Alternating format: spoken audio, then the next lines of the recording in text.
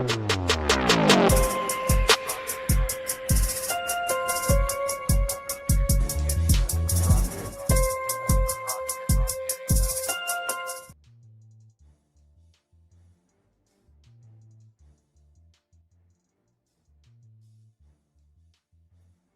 going on, good people? We back up in here. We back up in the place.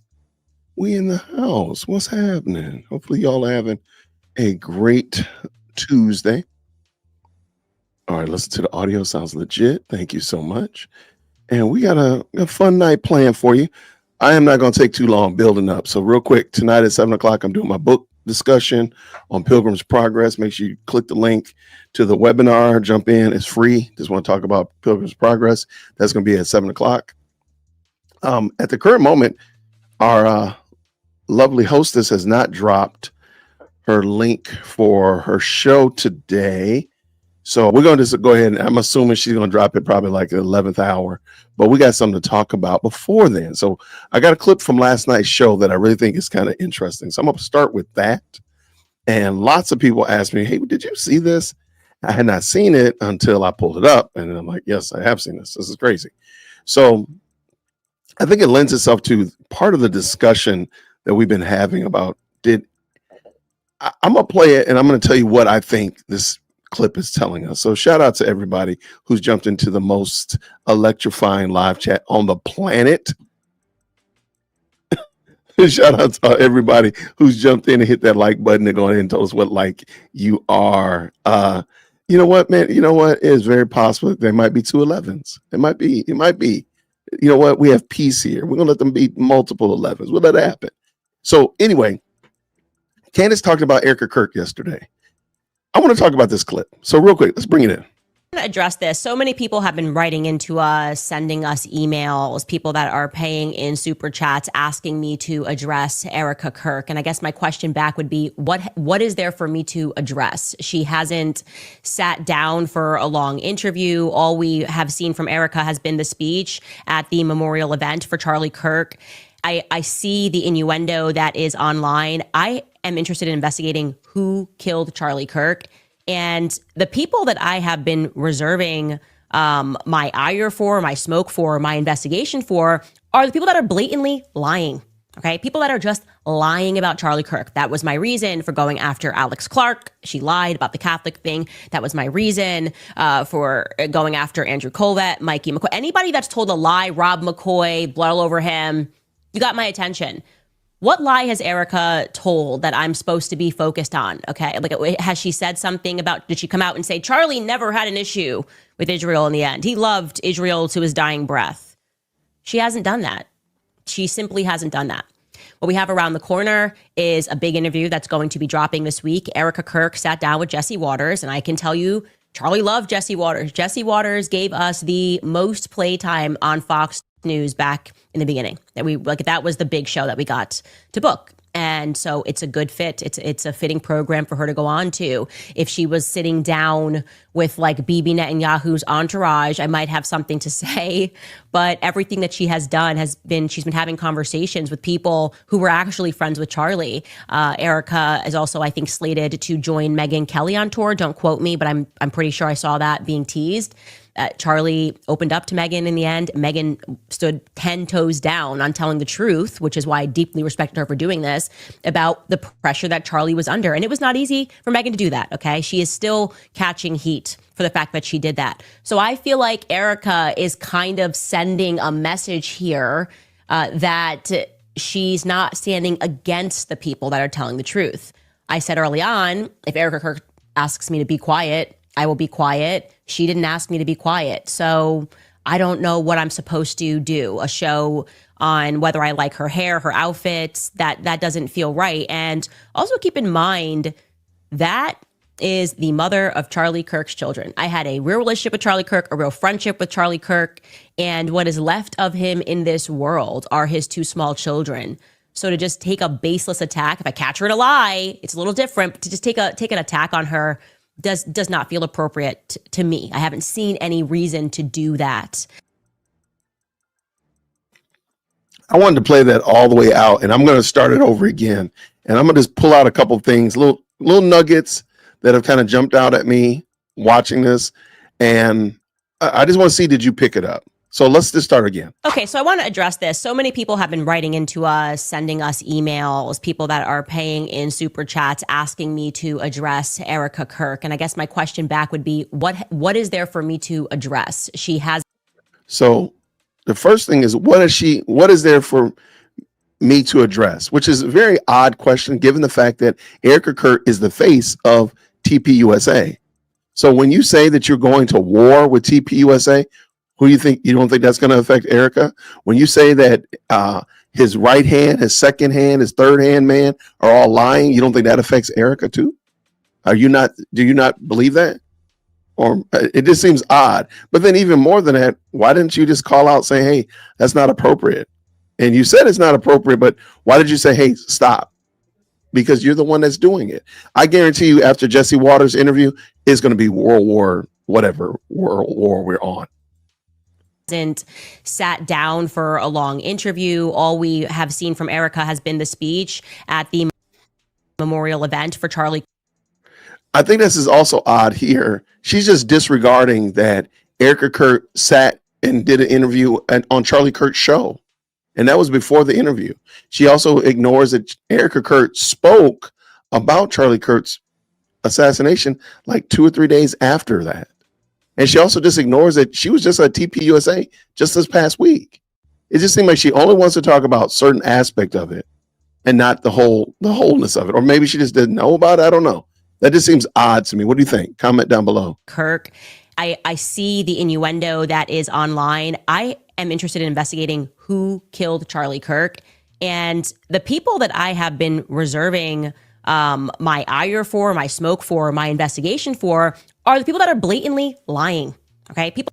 So here we go. Now this is where Candace, this is where the main character syndrome really steps in and shines. She's really letting her hair down, that this is all about her, my ire, my smoke, my investigation. Man, you do realize that nothing's going to happen no matter what you come up with, right? You do realize that, right? Like, you don't actually have an investigation. You don't actually lead anything. You're just doing this. And at the end of the day, when the smoke clears, nothing will happen. Just like nothing happened with the Macrons. By the way, we got some updates on that. Just like nothing happened on any of your other quote unquote investigations. Nothing. So it just seems like she's deliberately putting herself in this position where she can sound like she's important. She can say things that come across as tangible, but really at the end of the day, they're just smoke and mirrors. Finish up. People that are just lying about Charlie Kirk. That was my reason for going after Alex Clark. She lied about the Catholic thing. That was my. What was the Catholic thing that she lied about? Because it's funny. These people will say, hey, I worked with Charlie Kirk and I know XYZ ABC. She says, I used to work with Charlie Kirk and 1, 2, 3 ABC. We have no relevant point to believe what you're talking about, Candace. You've shown us nothing. And I'm going to give you my whole plot twist, why I think this is very important, what she's saying about Erica Kirk. Let's go. Reason for going after Andrew Colvett, Mikey McCoy, anybody that's told a lie, Rob McCoy, blood all over him, you got my attention. What lie has Erica told that I'm supposed to be focused on? Okay, like, has she said something about, did she come out and say, Charlie never had an issue with Israel in the end? He loved Israel to his dying breath. She hasn't done that. She simply hasn't done that. What we have around. Has anybody, I mean, some of the people she's called out, have they said that? Have they said anything that sounds as nasty and snarky as what you just said? Just wondering. On the corner is a big interview that's going to be dropping this week. Erica Kirk sat down with Jesse Waters, and I can tell you, Charlie loved Jesse Waters. Jesse Waters gave us the most playtime on Fox News back in the beginning. That was the big show that we got to book, and so it's a good. It's very interesting that it's we. Did you see that jumped in? Now it's we. She wants to position herself, and you would, if you didn't know the story, you would quickly get sucked into the maelstrom of thinking that she actually worked at TPUSA. Remember, she's worked at 2 other places since she left TPUSA, and I want to talk about why I think she left in a moment. fit. It's a fitting program for her to go on to. If she was sitting down with like Bibi Netanyahu's entourage, I might have something to say. But everything that she has done has been, she's been having conversations with people who were actually friends with Charlie. Erica is also, I think, slated to join Megyn Kelly on tour. Don't quote me, but I'm pretty sure I saw that being teased. Charlie opened up to Megyn in the end. Megyn stood 10 toes down on telling the truth, which is why I deeply respect her for doing this, about the pressure that Charlie was under. And it was not easy for Megyn to do that, okay? She is still catching heat for the fact that she did that. So I feel like Erica is kind of sending a message here that she's not standing against the people that are telling the truth. I said early on, if Erica... Okay, guys, stop right here. Remember, Erica is a part of the investigation. She works for TPUSA. The likelihood is that she's under the gag order. Erica hasn't said a thing. And by trying to frame it as if Erica is tacitly giving you the thumbs up or tacitly saying, hey, okay, keep it up, Candace, because she ultimately can't say anything to you in that regard, or they choose not to say anything to you, there is another option. They don't want to mess with you because they think you're crazy. I mean, that could be an option. You know what I'm saying? But to tacitly try to paint this picture like, oh, the reason she's not saying anything is because she is in agreement with me. No, ma'am, not even a little bit. There's no reason to believe that. But let me also point out that I think she's trying to get her audience to look at whatever Erica says tomorrow on Jesse Waters, and we'll watch it as do a watch party on that. Whatever she says to Jesse Waters, as she's trying to frame it and tell you she's interpreting it already. She's telling you ahead of time, this is what she's going to say. So interpret it in this way. Does that make sense? Okay, finish up, Jason. Kirk asks me to be quiet, I will be quiet. She didn't ask me to be quiet. So I don't know what The fact that she still had to tell you to be quiet is nasty work, Candace. The fact that a grieving widow would have to tell you to stop making a complete and utter fool of yourself and shredding her husband's legacy, like somebody, actually an adult, had to tell you that, is kind of crazy work. So she said, well, she didn't tell me to stop, so therefore she must want me to continue. Now tell me that makes sense.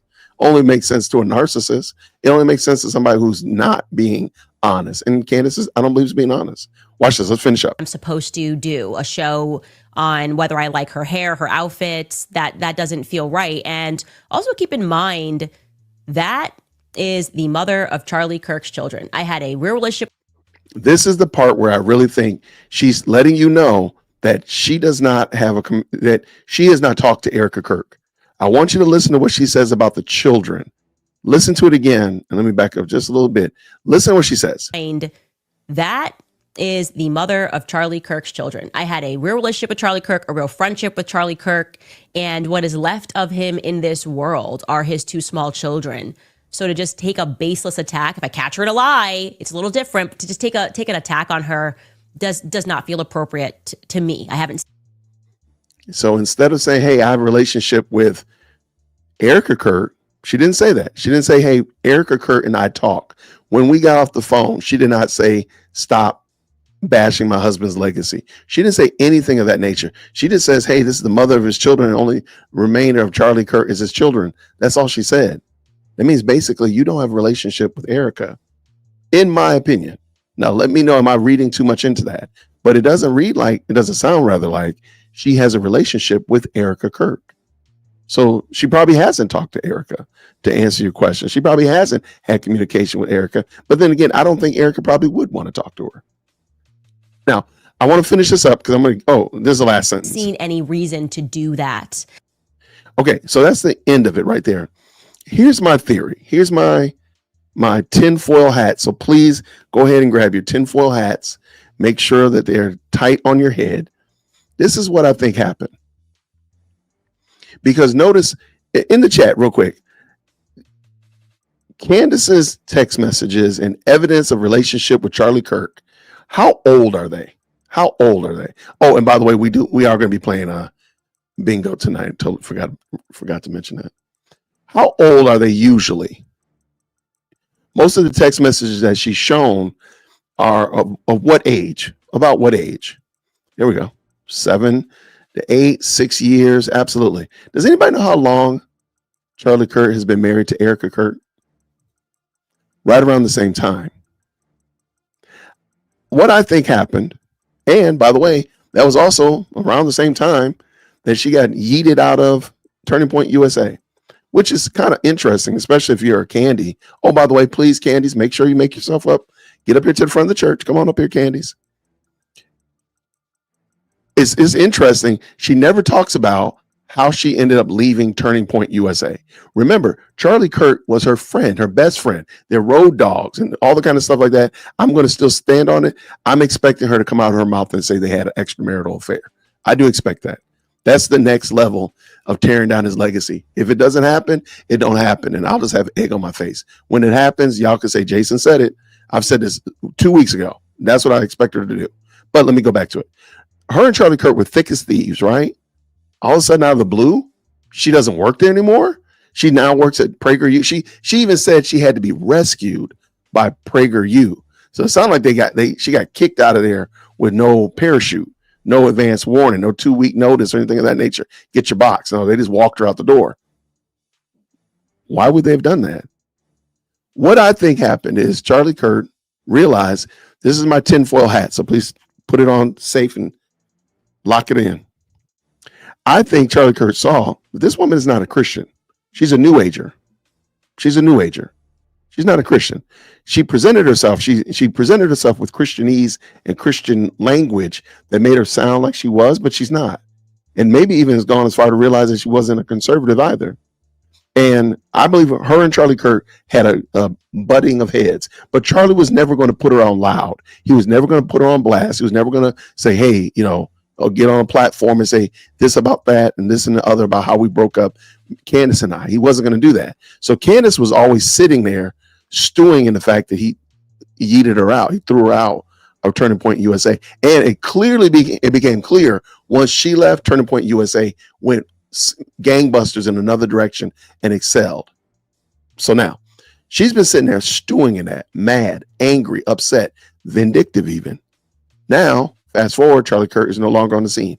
That's why she was the first one to come out and talk about all the good that Charlie Kirk and her had, all this relationship. We talked all the time and this, that, and the other. She doesn't have any evidence to that fact because I don't think it's really true. I believe I believe Erica Kirk probably was the one to say, hey, babe, Candace is not a Christian. And maybe that relationship, Charlie Kirk's relationship with his wife, caused a rift between Charlie Kirk and Candace Owens. So Candace has always had it out for Erica. That's why they don't ever talk about being together. Sure, somebody's going to say he saw Candace at Charlie's wedding or Charlie at Candace's wedding. Okay, that's fine. And I've gone to weddings with people I don't like either. And the food was pretty good, so give them a gift. I got you. But can you show me the evidence that they were actually in a relationship outside of that wedding? Show me them going on vacation. Show me them going on trips together as a family. Show me them getting together with all their families around Christmas tree or something of that nature. You won't find it because it doesn't exist. I don't think Erica liked Candace. And I think Charlie realized, you know what? My wife is not down with her. You got to go. And once he realized, his wife didn't realize it. And then also add to the complexity, this woman's a New Ager. She's talking about praying to the universe and burning sage and all this kind of stuff like that. He realized this is not a Christian. And they yeeted her out. That's why she never talks about how she ended up leaving Turning Point or what was the circumstances. I think that would be a much bigger issue. I would want to know way more about why you got kicked out of Turning Point or left, why you left Turning Point, than to know about an Egyptian plane tracking Charlie Kirk. You spending 30 minutes talking about an Egyptian plane and spending 30 seconds telling me that you got kicked out of Turning Point. I think that relationship at Turning Point might be way more interesting, way more popcorn selling than something about an Egyptian plane or Polish bee underground communist communities or tacitly blaming the Mormons, whatever, fill in the blank. But what I think happened is I think Charlie Kirk, through the wisdom of his wife, realized that this woman is not who she says she is. She's duplicitous. She's a chameleon. She'll say one thing and do something completely different. She'll be somebody different and will play the part in order to gain and garner support, gain and garner your trust, and then she'll go on and move in the next direction. And we see that with how she moved with Dennis Prager, how she moved with Daily Wire, and how she's moving now. So am I to believe that she moved completely different at TPUSA than she did at PragerU, at Daily Wire, and how she's doing now? This is just a night and day difference, right? Just night and day. This is how she is. And it's very possible that's why she wasn't at TPUSA and why she won't talk about why she wasn't at TPUSA. Let her tell the story. She make it sound like she was still there last Tuesday, but she's not. She wasn't. Make it sound like, well, where's your evidence that you had all this great blooming relationship with a married man, by the way, and you yourself are a married woman, but that's okay. Well, we'll just pretend like that doesn't matter. Well, show me the evidence of that. Oh, you show me a text message from when y'all, you show me a text message from 7 years ago. Man, it's almost a decade. We was using typewriters. Man, please stop this. There's a word processor. Quit it. Where is the evidence that you were in communication with him last week? Because everything that she's shown us that's new is somebody else sending you a text message, sending you a screenshot, sending you an email that you weren't a part of, and they probably shouldn't have been sharing. But where's your actual evidence that she said all the time, Charlie email me or text message me all the time. Well, show it. Show it. That's what we need to see. And I don't think you can, because it doesn't actually exist, because she and Charlie really weren't in that level of relationship. And I'm not saying that they weren't friends. Hear what I'm saying. I'm not saying that they were not friends. What I am saying, however, is that she got a show coming up she moved her time up. She's got her shows, moved her time up. Okay. What I am saying, however, because I do want to look at Ben Shapiro.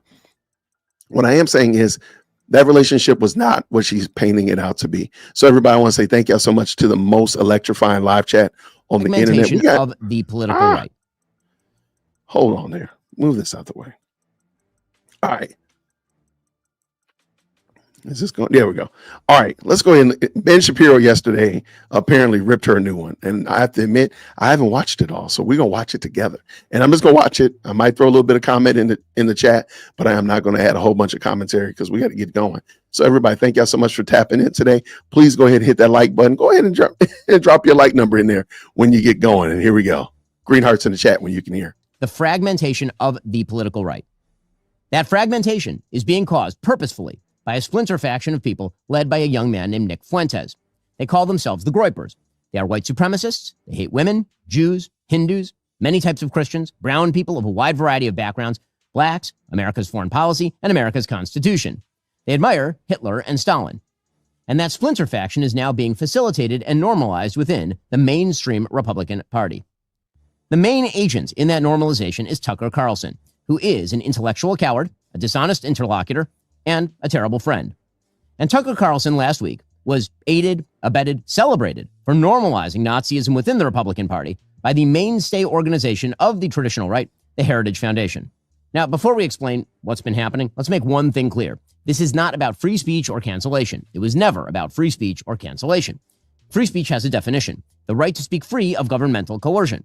I believe in it, of course. I've always defended it. Criticism of bad speech is, in fact, just a form of free speech. Cancellation also has a definition, the banning of particular people, including people like Nick Fuentes, from platforms like X or Facebook. I believe that Nick Fuentes is odious and despicable, but I've never called for his cancellation, and in fact, I've called for his restoration to those services, despite the fact that I think he's odious and despicable. It is not cancellation to draw moral lines between viewpoints. In fact, we used to call that one of the key aspects of conservatism. It is not cancellation to refuse to signal boost Hitler's supporters like Nick Fuentes. It is not cancellation to criticize Tucker Carlson for rhetorically fluffing Nick Fuentes and other anti-American crackpots. It's not cancellation if you urge others to stop promoting those who rhetorically fluff Nazi apologists.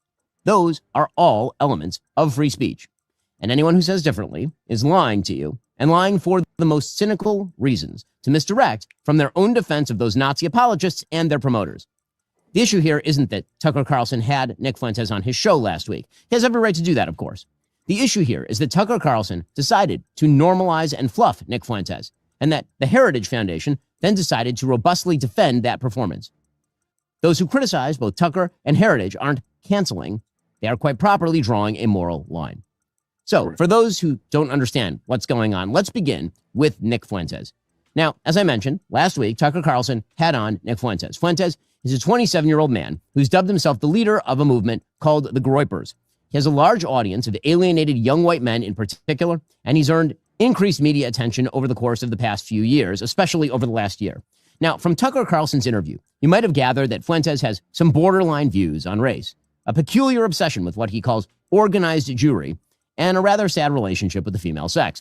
But probably you came away thinking that, for the most part, Fuentes lives on the radical edge of normality. You think that if you watch the interview, because Tucker Carlson decided that it was important not only to host Fuentes, but to smooth over his views, water them down, and make them far more palatable to a normal audience. As we'll discuss in a bit, this is what Tucker Carlson does for a living. But back to Nick Fuentes. To understand just what Tucker did here, we must actually examine what Nick Fuentes says on his show, and has said for almost a decade, because he was asked precisely 0 questions about any of what you're about to see by Tucker Carlson. Nick Fuentes says women want to be raped.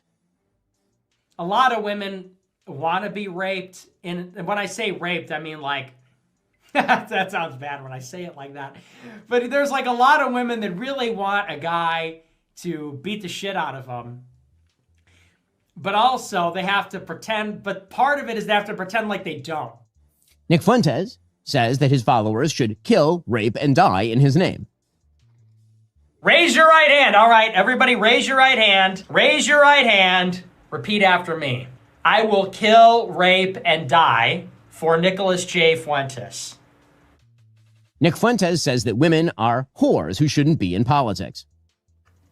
I will continue my crusade against women in politics. It's always like this, and it's so ironic. Women are like, I don't like, when you say, I like, you have to affect the face. When you say to repeal the 19th Amendment, that offends me. That hurts my feelings. It's like, have you ever stopped and considered that maybe if you get offended, there's such a strong emotional reaction to political opinions you disagree with across the board? Maybe that's one of the reasons why you shouldn't be making political decisions. I'm not attacking women. I'm attacking whores. You have no problems, right? I'm attacking whores. I'm attacking sluts. Stupid, dirty. Nick Fuentes says that Jim Crow was actually better for black people. It was better for them too, number one, but number two, who cares? Who cares? You know, enough with the Jim Crow stuff. Who cares? Oh, they had to drink out of a different water fountain. Big deal. Oh no, they had to go to a different school.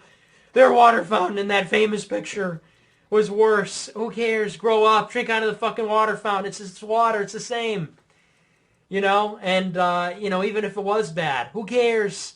Who cares? It's better. It's better in general. We all agree it was better for them. It's better for us. Better in general. Nick Fuentes says that white people are justified in being racist. The reason that we talk about this, by the way, I know a lot of black people see this and they go, man, why are you always talking about black people, this and that? Because there just needs to be some shame here. Well, there's a few reasons. First, white people are every single bit justified in being racist. Every single bit justified, to the extent that that means going out of your way to avoid black people when you see them. Nick Fuentes is a Hitler admirer and a Holocaust denier. Okay, real quick. Shout out to, I want, real quick, there's a question right here. Who gave him a platform? Tucker Carlson did.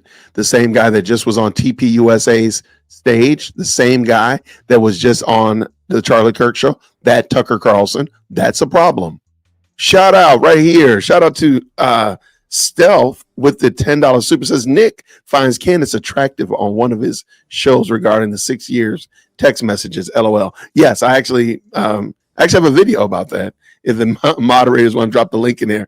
I think he's trolling. I think he's just being, he tends to be super trolly. So I think that's what he's doing. But thank you so much for the $10 super. Let's keep this going. But yeah, this is Tucker Carlson's guy. Buddy, it's Führer Friday. It is Hitler Friday. Shut up. It is Heil Hitler Friday, nigga.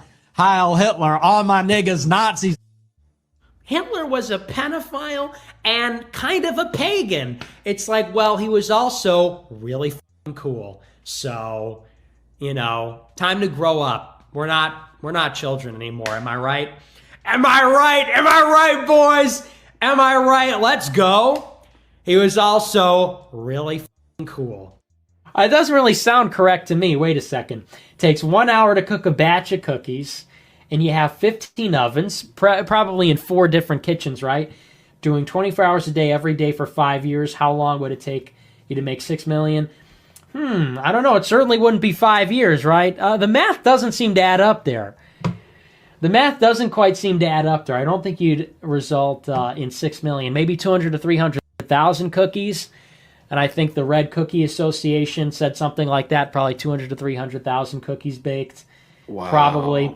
And in addition, you know, in this hypothetical, I imagine that if you took aerial photographs over the kitchens, you would need to see certain smokestacks to release the smoke from baking the cookies, and the smokestacks would project certain shadows, but I guess they're not visible in the aerial photographs taken over the kitchens. Moreover, if you look at the soil texture, it's really not deep enough for mass cookie storage underground. Nick Fuentes believes that the Jews start all the wars, that perfidious Jews in positions of power ought to be killed, and says the Jews are filth who have to be removed from the country. And once again, remember who is responsible for it all: the Jews. They are responsible for every war in the world. It's not even debatable at this point. This has nothing to do with oil. This has nothing to do with democracy. This has nothing to do with liberal internationalism. We are at war with Iran because they pose a threat to Israel's hegemony. That's why we're bombing their nukes, to pave the way for regime change so Israel can dominate the region, because that makes them the most powerful they can be. There is an occult element at the high levels of society, and specifically among the Jews. So many of the people that are perpetrating the lies and the destruction on the country, they are evildoers. They are people that worship false gods. They are people that practice magic or rituals or whatever. And more than anything, those people need to be, when we take power, they need to be given the death penalty. Straight up. And I'm far more concerned about that than I am about even non-white people or mass migration.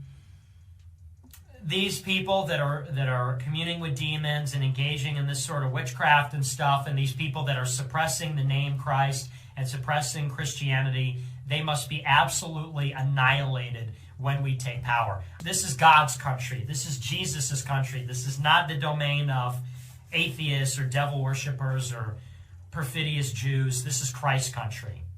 Josh Hammer and Mark Levin, these people.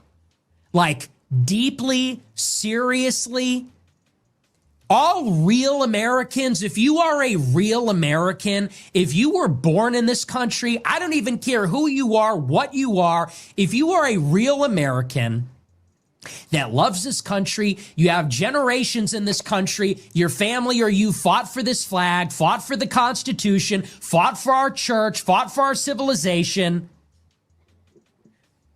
For all of you, I say about Josh Hammer and Mark Levin and Laura Loomer, fuck them. Fuck them. Deeply, seriously, get them the fuck out of our country. Nick Fuentes, it should be mentioned, despises Donald Trump and the MAGA movement as well. Fuck you. Fuck you. You suck. You are fat. You are a joke. You are stupid.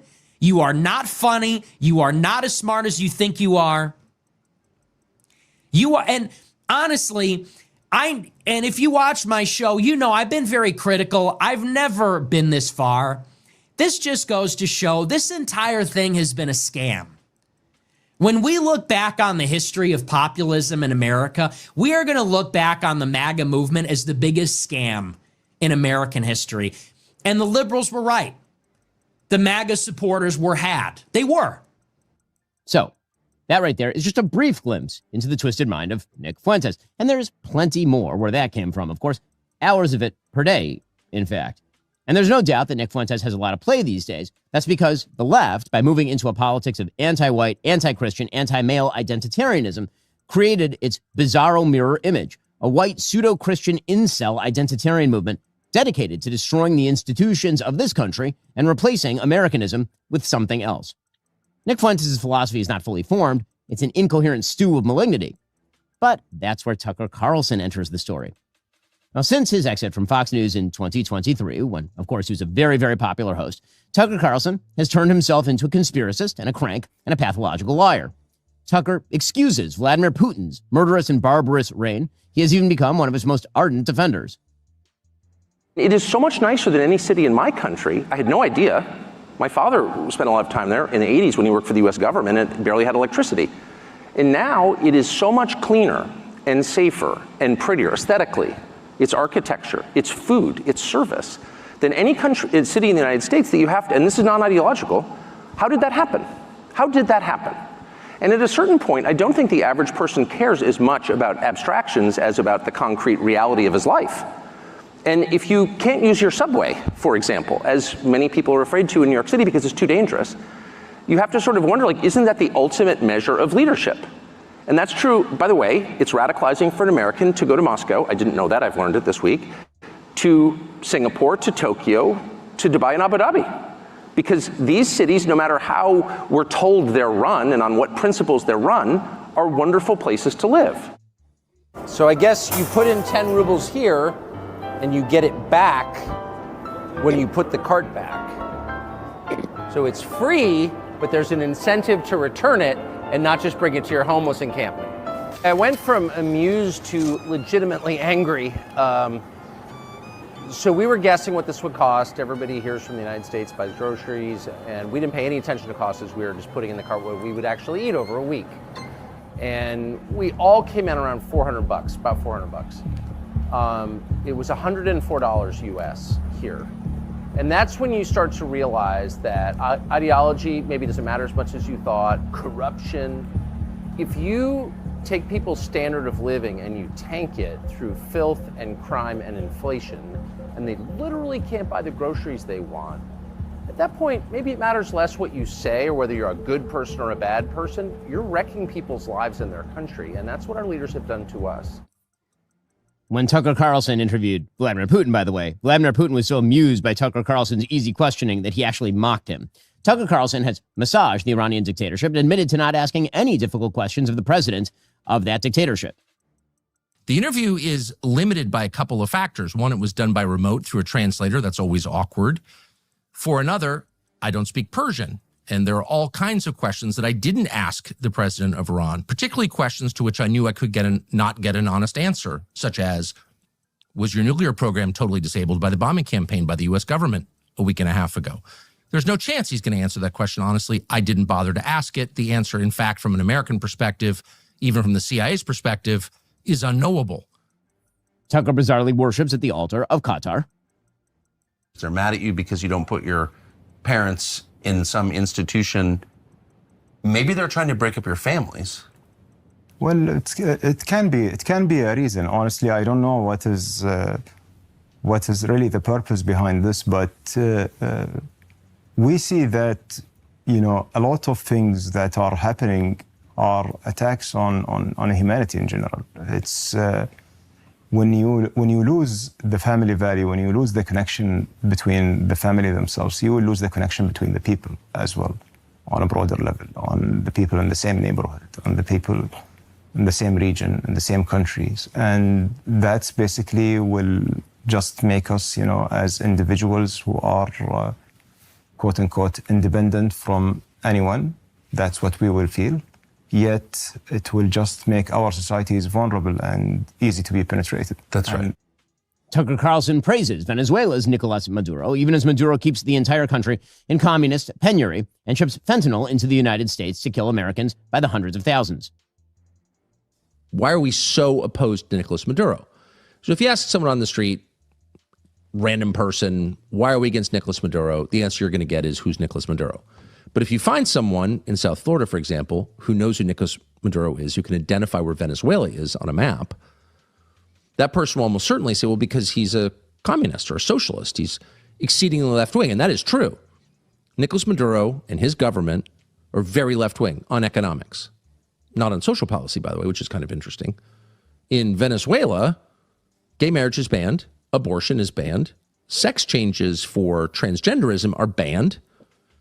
It's one of the very few countries in the entire hemisphere with those policies. It is on social policy, not defending the regime, just saying, one of the most conservative countries in North or South or Central America. Only El Salvador really comes close. Tucker Carlson glosses Hamas, the genocidal jihadi group behind October 7th, as a political organization. You can't claim that they're in Hamas while simultaneously claiming that Hamas is a group of jihadis. They're Islamic extremists, which they also claim constantly, which I don't know if that's true, by the way. It seems more like a political organization, but whatever it is, they're telling us constantly they're Al-Qaeda. Tucker Carlson has attacked President Trump as a cover-up artist for sex trafficker Jeffrey Epstein on behalf of Israel and Mossad, making sure, of course, never to mention President Trump's name, because, of course, Tucker's a coward. And moreover, it's extremely obvious to anyone who watches that this guy had direct connections to a foreign government. Now, no one's allowed to say that that foreign government is Israel because we have been somehow cowed into thinking that that's naughty. There is nothing wrong with saying that. There is nothing hateful about saying that. Tucker Carlson has stated that President Trump has undermined America First and MAGA by attacking Iran, giving in to neocon ghouls like Mark Levin, while also idiotically arguing that President Trump striking Iran's nuclear facilities would lead to World War III. Spoiler alert, it didn't. Tucker Carlson also said in his interview with Nick Fuentes that the people he hates most in the entire world, more than ISIS, Al-Qaeda, Trans-Tifa, Marxists, rapists, murderers, are Christian Zionists who represent an enormous chunk of the conservative base. According to Tucker Carlson, who admits that he first read the Bible all the way through just 2 years ago, Christians who support a Jewish state of Israel are heretics and blasphemers with a brain virus. How do you explain Mike Huckabee, Ted Cruz, and there are a lot like that, John Bolton. I mean, I've known them all, George W. Bush, like Karl Rove. I mean, all people I know personally who I've seen like be seized by this brain virus, and they're not Jewish. Most of them are self-described Christians, and then the Christian Zionists who are, well, Christian Zionists. Like, what is that? Right. And I could just say for myself, I dislike them more than anybody. Because like what? Because it's Christian heresy, and I'm offended by that as a Christian. Tucker Carlson has said that he despises American Jews who care about October 7th. We, in his words, don't care about America and also want to get his kids killed in a foreign war. I've got 4 draft-age children.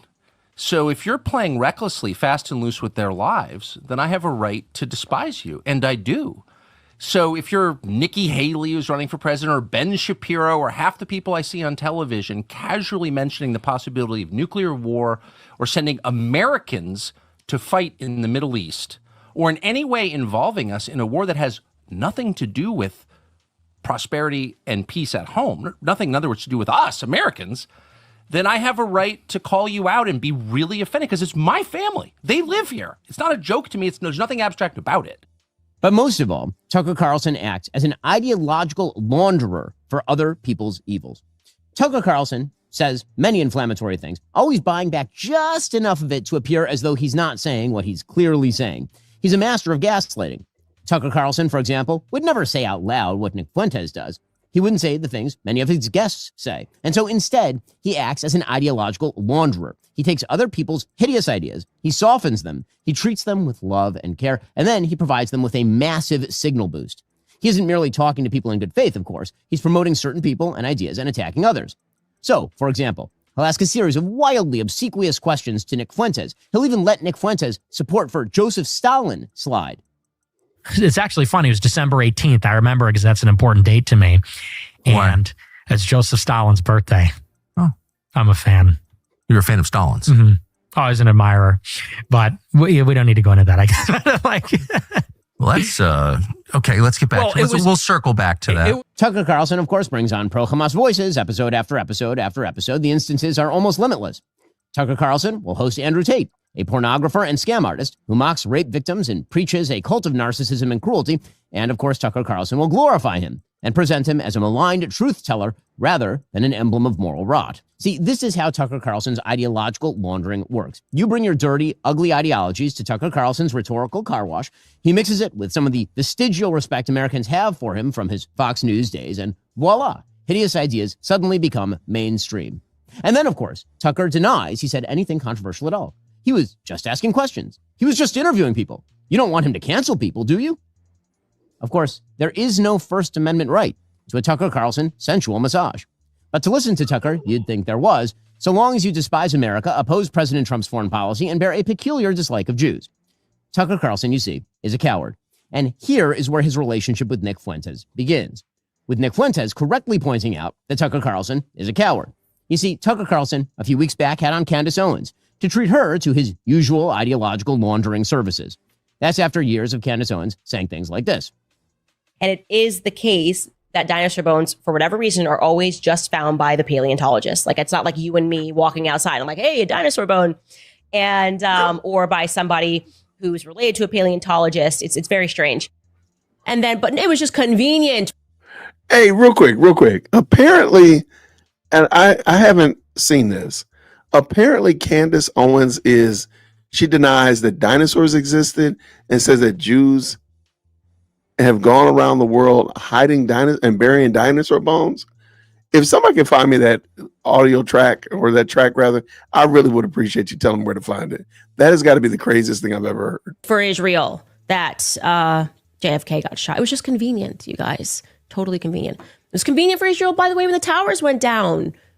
I just want to be clear. Anything happens to me, blame the Zionists. Like 1000% blame the Zionists. Like let that be my parting word. I'm waking people up to the fact that pedophiles are in power. Yes. They are literally in power. And that is intentional because then they can be controlled while they are in power. And they are also exhibiting signs of a psychopathology that lets them know that they will do harm to the masses and feel nothing because they were themselves, many of them, raped when they were children. Yep. It is not a coincidence that Justin Trudeau is gay. Obama, gay. Zelensky, gay. Emmanuel Macron, gay and married to a trans man who molested him when he was a child. Well, Candace Owens had recently hosted Nick Fuentes, and this led Tucker Carlson, in an attempt to dissociate from Fuentes, to label him a weird little gay kid operating from a basement, and a Fed as well.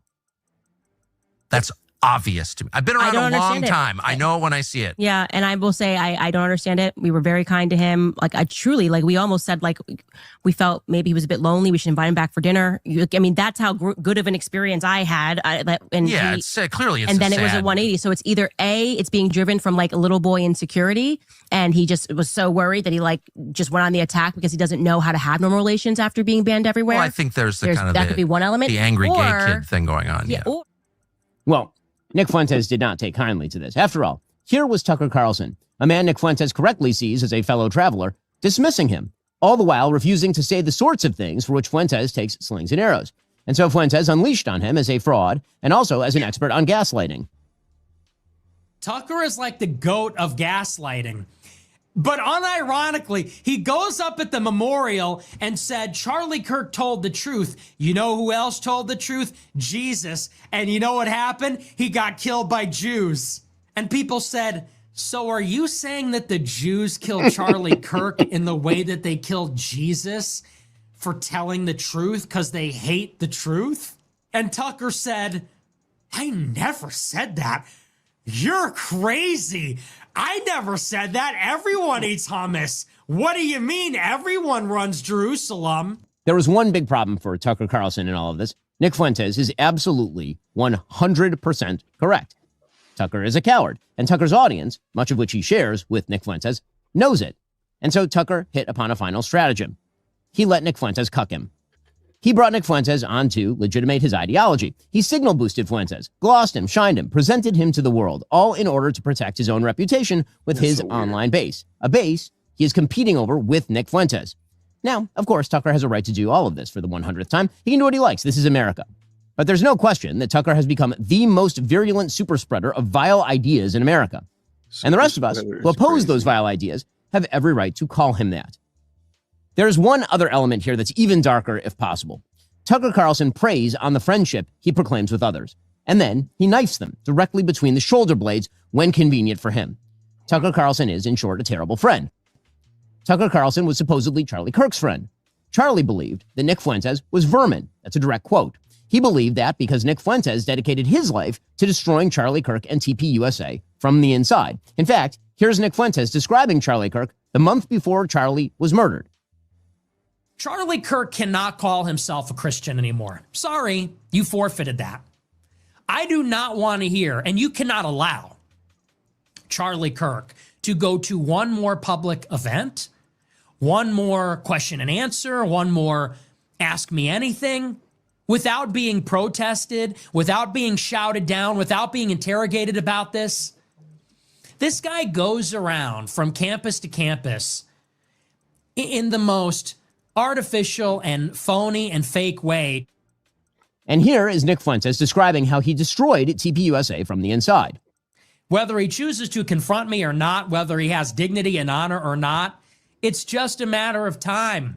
My ideas are already there. I've already impregnated your organization. I took Turning Point USA and I it. I took your organization, I took your baby, Turning Point USA, and that's why it's filled with groypers. That's why your whole crew, that's why the people around you, that's why your chapter presidents, that's why your attendees, they're all groypers. Nick Fuentes despised Charlie Kirk. And for good reason, because Charlie Kirk actually opposed Nick's evil program. Here's what Charlie Kirk had to say about Nick Fuentes' agenda. But if you go back to the original founding fathers, they intended this to be a European nation for white men of good stock and character. So, can you show me, let me answer the question. Can you show me where in the United States Constitution it says that? It wasn't in the Constitution. It wasn't in the Constitution because they didn't believe it. The founding... What does the phrase e pluribus unum mean? What does the phrase e pluribus unum mean? Why is that relevant? Because it was on every founding document and presidential seal from our founding, which means out of many, one. You, sir, and your ideology is not conservative. It is right-wing, identitarian. It has no place in the conservative movement, my friend. Get out of line. Get out of line. I don't platform trolls, and I don't platform and I don't discuss people or I don't debate with people that are not good faith actors. And you debate Maoists and people who champion. They can keep on yelling at how successful we are and our big events and well over 1,000 employees, but there's a lot of jealousy out there. We build, they complain. We succeed, we win. They blame the Jews.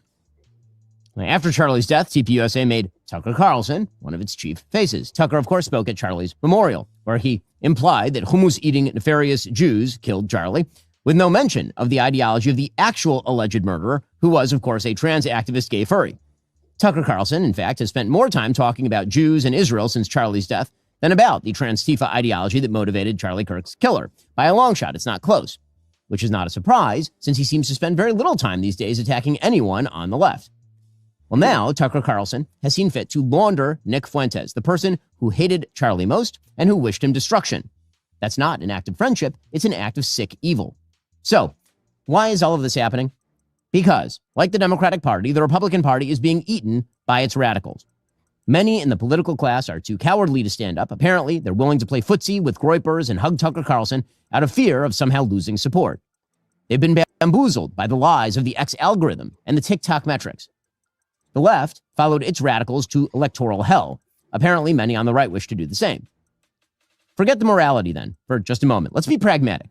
Here is the thing. Americans hate Nick Fuentes' philosophy. They think it's trash. Republicans, by the polling, think it's trash. Independents think it's trash. Democrats think it's trash. And here's the other thing. Americans hate Tucker Carlson's laundered anti-Americanism. Republicans think it's trash. Independents think it's trash. Democrats think it's trash. Americans are not pro-segregation, pro-rape, anti-woman, pro-child marriage, anti-black, anti-Jew, anti-Indian, anti-Latino, anti-Constitution, pro-Hitler nutjobs like Nick Fuentes. And Americans are not pro-Putin, pro-Iran, pro-China, pro-Venezuela, pro-Hamas, pro-Fuentes, pro-Tate idiots like Tucker Carlson. They hate this vile garbage. If Republicans decide to cower before the likes of neo-Nazis and their propagandizers, they deserve to lose. and they will lose.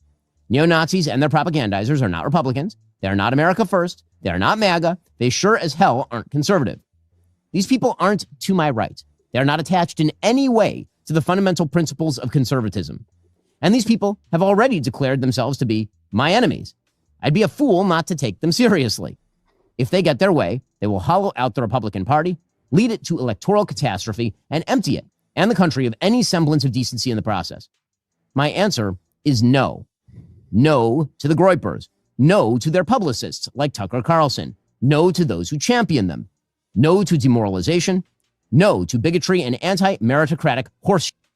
No to anti-Americanism. No. This is our country. This is our party. And this is our conservative movement. And I will not stand by while it is handed over to those who betray the most fundamental principles I have spent my entire life defending and advocating. That is a path to defeat and a path to moral oblivion.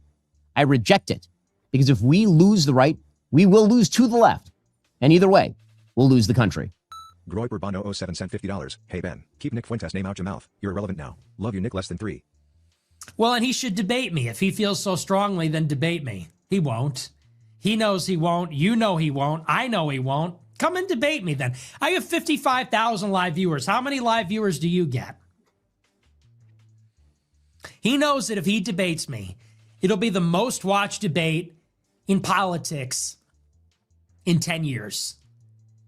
It'll be bigger than the Trump-Biden debate. It'll be the most watched debate since Trump debated Hillary Clinton. He knows he will lose. He knows that everyone will rally to my side, and he knows that Israel first is over. That's why he'll never do it. But the offer stands. You want to play my clips, call me out. You want to hide. I'm right here. I'm right here. I will debate you anytime, anywhere. Bring it on. You won't. You're a bitch. You would lose. You know that. Keep talking. Until then, keep talking. All right. So that was Ben Shapiro bringing the noise and laying Mr. Nick Fuentes out to dry, to say the least. Your girl is back, so let's go ahead and get popping. Let's see what she has going on today. All right. So she's back today. Thank y'all, everybody who's jumped into the best live chat on the internet. Let's get this out of the way. Let's bring her in. Let's go. Let's go.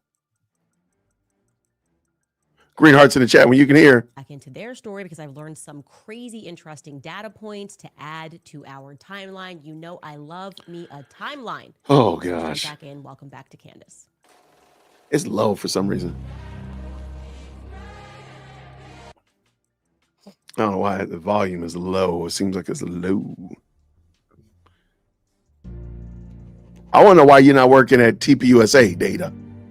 That's the data I want. Do you know that moment when your subconscious kind of meets your conscious? Like you just suddenly, your subconscious is storing all this information and it's maybe flagging something for you that's a little weird, but you haven't come to realize it yet. And then all of a sudden, the information breaks the surface and you're like, aha, I got it. I didn't even realize that that thing that happened a long time ago was a little bit weird. And suddenly you're behaving like Dory, the bluefish from the movie Finding Nemo, when she remembers the P. Sherman address from Australia. You guys know that moment. Take a watch. So, Sydney. P. Sherman 42 Wallaby Way, Sydney. Nemo!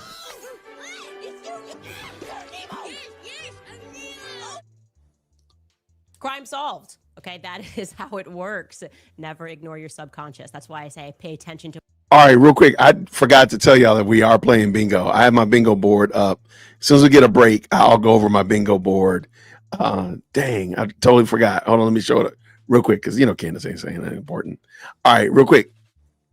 I got that grift. If you know, Trump, military, Kanye West, CIA. I'm going to take that because she got that cup on there. Jewish donors, feds, vibes. I don't know, man. She's kind of saying vibes right there. I won't share yet. Hunch. I'm just asking questions. Erica, witness tree, TPUSA, genericize, not grieving right, planes. I got planes on there twice. No. Best friend, Christian Zionist, betrayal. Trust me, bro. Random text, and I have proof, but. All right, that's my bingo board. Let's go have some fun. Let's see what she's talking about today. Grace and peace, everybody who's just jumped in. Let's go. Uh-oh. Green hearts when you can hear. Make sure you can hear.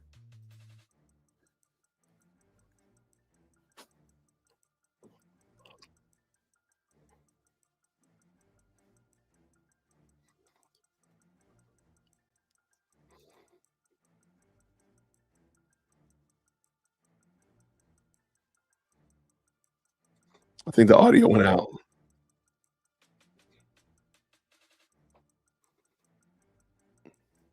I think the audio went out. I think the audio went out. Sorry about that. Let me refresh that real quick. Let me bring it back. Let me bring my bingo board back in while I refresh this. Some reason or other.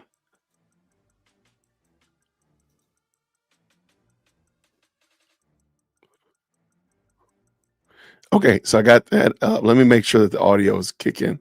I apologize about that. I don't know what happened, but let's all right, now let's try again. Green hearts in the chat if you can hear.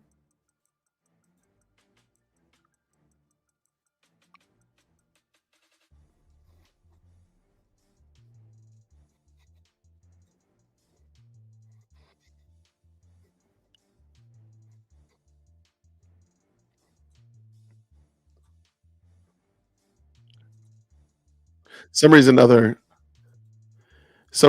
I feel like we're under, I don't know, maybe I'm under attack from German bees. Let me fix this real quick. No, the volume's not working. Give me 1 second, good people. All right, 1 second.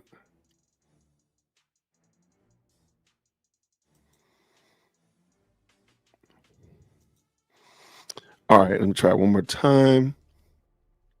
I hear it on my end. I don't know what happened over here on your end, why it's not allowing you all to hear, which is crazy. Let me drop this out of here. Let me just stop streaming it altogether.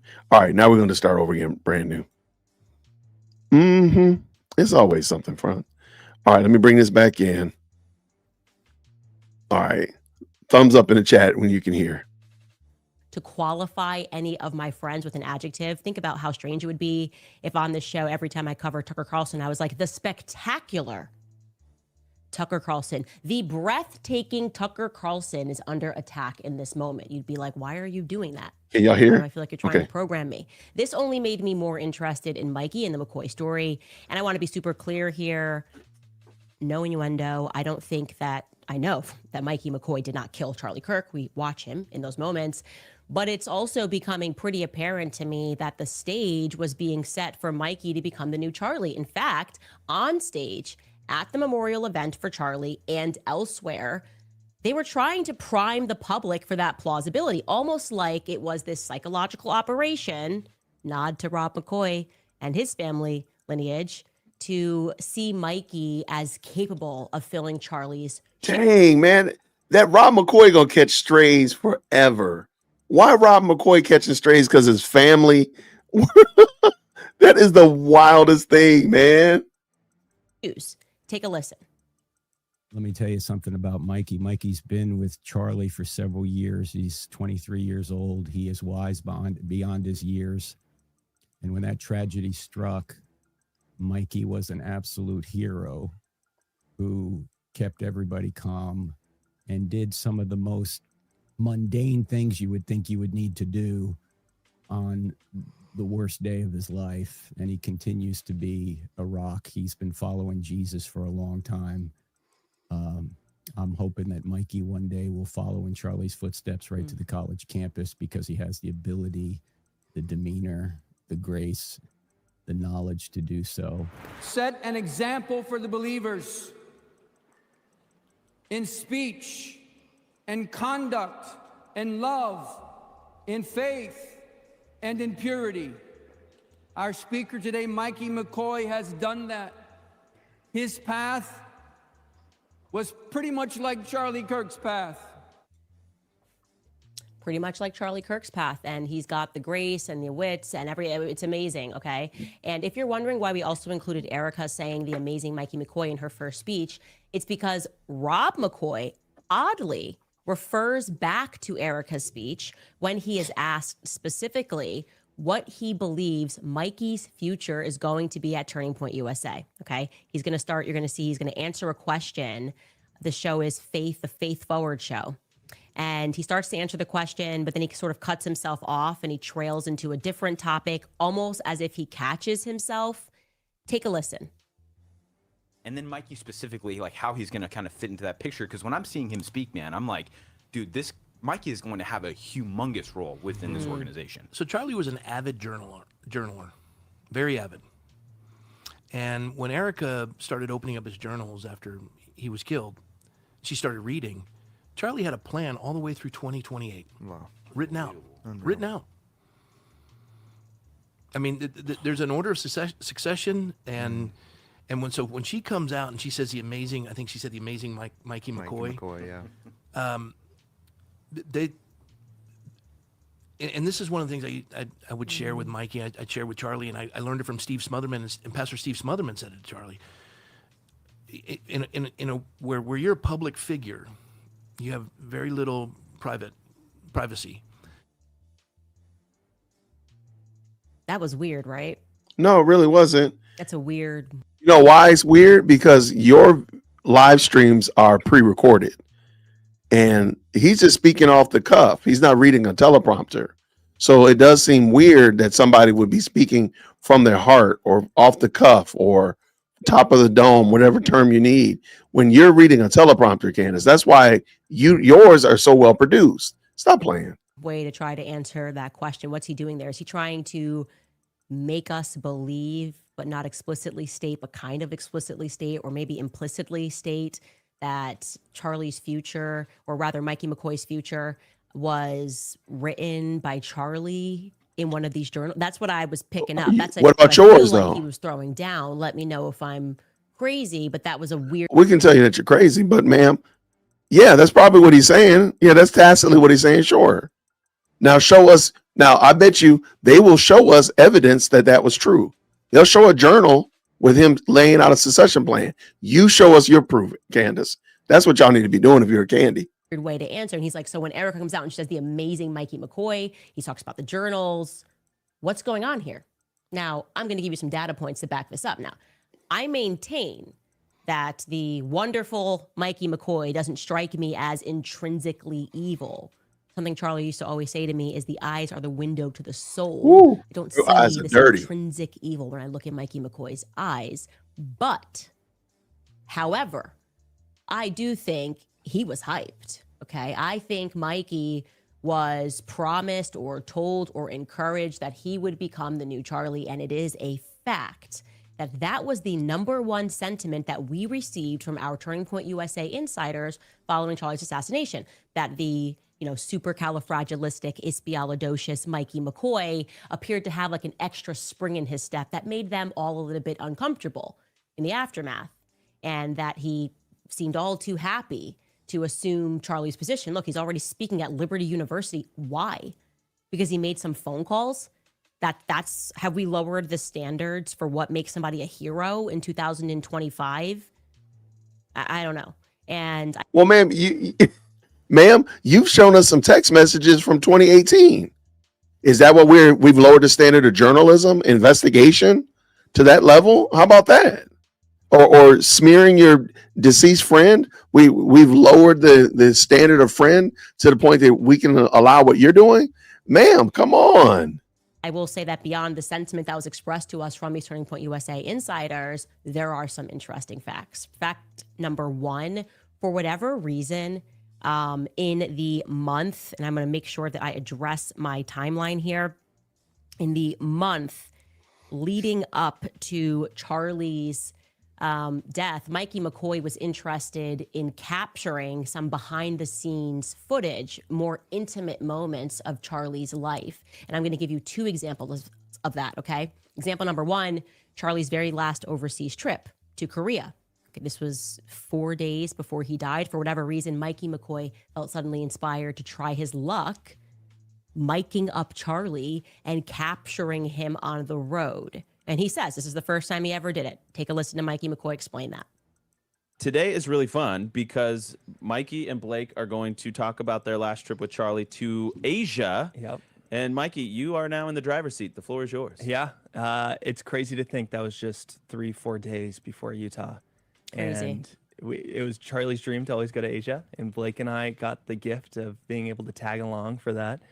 And so I brought the camera with me. I've never traveled with a camera before, but I decided, you know, it'd be a good idea to mic Charlie up, do some content with him while we're there. Okay. Did he say it's his first trip to Asia? Did he say it was their first trip to Asia? Wouldn't that maybe in your mind cause you to be like, oh, that's kind of an important deal. My first trip to Asia. Okay, we're gonna do a little bit more. We're gonna take more pictures, more video, more. Is that crazy? It's his first trip. I mean, my first cruise, we've taken thousands of pictures on our first cruise with my daughters, and they will never be able to say they know everything about that ship. It was our first time. My goodness, in the morning, like the woman has no grace. There's no grace because her goal is to smear Mike McCoy, because eventually Mike McCoy is probably going to fill in the blank, and he's going to probably be the leader of TPUSA, and she wants to already sell in his name that he has something to do with it. He has some inside. They just groomed him for this. So somehow or another, he can't have a smooth transition to running the ship. That's what she's trying to do. So, I mean, come on, Candace. Like, ma'am, come on. And the bad thing is that the Candies, again, shout out to the Candies, get on up here to the front of the church. This is supposed to be journalism. That is remarkable. Obviously, for the first time, he decided to mic. It's not something that somebody does as a chief of staff. It's not something that somebody does in that role. Okay, I've traveled with Charlie everywhere. Very strange. The person that mics is always the AV person, and I would assume there were some AV people that were on hand given the trip. But anyways, that's not it. Okay, that's not just one point that we have. And don't worry, because I'm going to show you after I've plotted all of this into our timeline. Just a few weeks before Charlie died, Mikey McCoy and his wife Eliza, for the very first time, now this is according to Eliza McCoy, she shared that it was the first time ever that they went on vacation. Her and Mikey went on vacation with Erica and Charlie. Here's that post on Instagram. That second paragraph begins, "We spent a few weeks together this summer, our first family trip together." Okay. Where's your family trip? Okay, fine. You know what? That's horrible. That's terrible that they did that. Shame that they went on trips with their friend. Can you show us yours, Candace? We want to see your trip with Charlie Kirk. We want to see that. That's what we want to see. You and your husband with Erica and Charlie. That's what we want to see. Show us that, and we will get our pitchforks and our torches, and we will storm Mike McCoy's treehouse. Absolutely. Show us your trips with Charlie and Erica.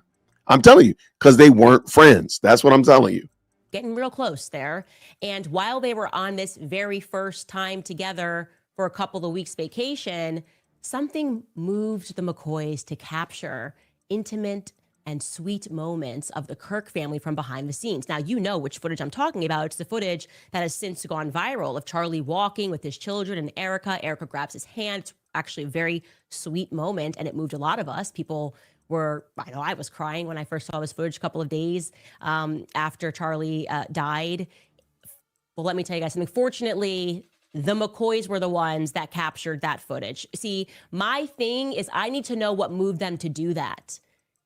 Are they really just that extraordinary? Is it y'all come on now. This is the gotcha moment. This is the gotcha that the man took. Y'all come on. Y'all pray for this woman. This woman is mentally deranged. She is spiritually vacuous, that she could look at somebody taking a picture of their friends. They're on vacation with them, mind you. They're on vacation with their friends, and they took a picture or video of the family. And that's suspicious. Hold on. We got to, y'all, come on, man. This is, I know the Candies are mad at me, but come on, Candies. You don't find that suspicious? You don't find that suspicious? You don't find that suspicious? The fact that you think that that's cooking that's some nasty work, Candace. I'm sorry. That's some ignorant work. I'm just going to tell you the truth. I got to say it. I know you don't like it. It's okay. You'll get over it because, I mean, really, That's suspicious. it don't make any sense. Let's go. Extraordinarily lucky, Mikey McCoy, because I was thinking about it because I have a big family and people with families know. And you can go through Charlie's Instagram as I have done. There's always one person missing from intimate family moments when they're on the fly. They're not planned, right? There tends to be one family member missing because one person grabs the camera and you're capturing the kids with dad, or you're capturing the kids with mom, or it's just the kids, whatever it is. That's how family footage, when it's organic, tends to look, right? And of course, on holidays, you get together, you stand up, you capture a picture. That is the pattern. If you go through Erica, Charlie's Instagram. Let's see your Instagram. We want to see you with Charlie and Erica. That's what we want to see. And we will get out there and we will go step on Mike McCoy's new fresh Adidas. I need to see you, your husband, your kids, and Charlie and Erica and their kids. That's what I need to see. Charlie's missing or Erica's missing, and that's because they're filming each other. But thankfully, the McCoys were on hand in what looks like mid-July or early August. Into early August, according to my sources, we will nail down these specific dates in the future. Who cares? We are working on it, okay? Strikes me as odd. Go find Christ. Go look for Christ just as much as you're looking for this man's timeline on when he went on a trip with his friends. Can you imagine having nothing more to do with your life than that? That's wild work, y'all. I know. Look, y'all people tell me I hate Candace. I don't hate Candace.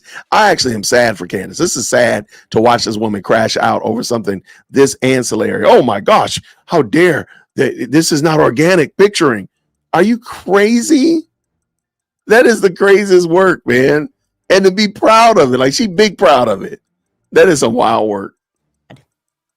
That Mikey is just picking up the camera and capturing these moments. I don't know. For the first time ever. I don't like it. I don't like it at all. Who cares? And if I'm what in you Erica's like? position, I'm starting to look at him funny, like, what's going on here? Okay. Now let's bring in Daddy McCoy. Wouldn't say he strikes me as something else entirely.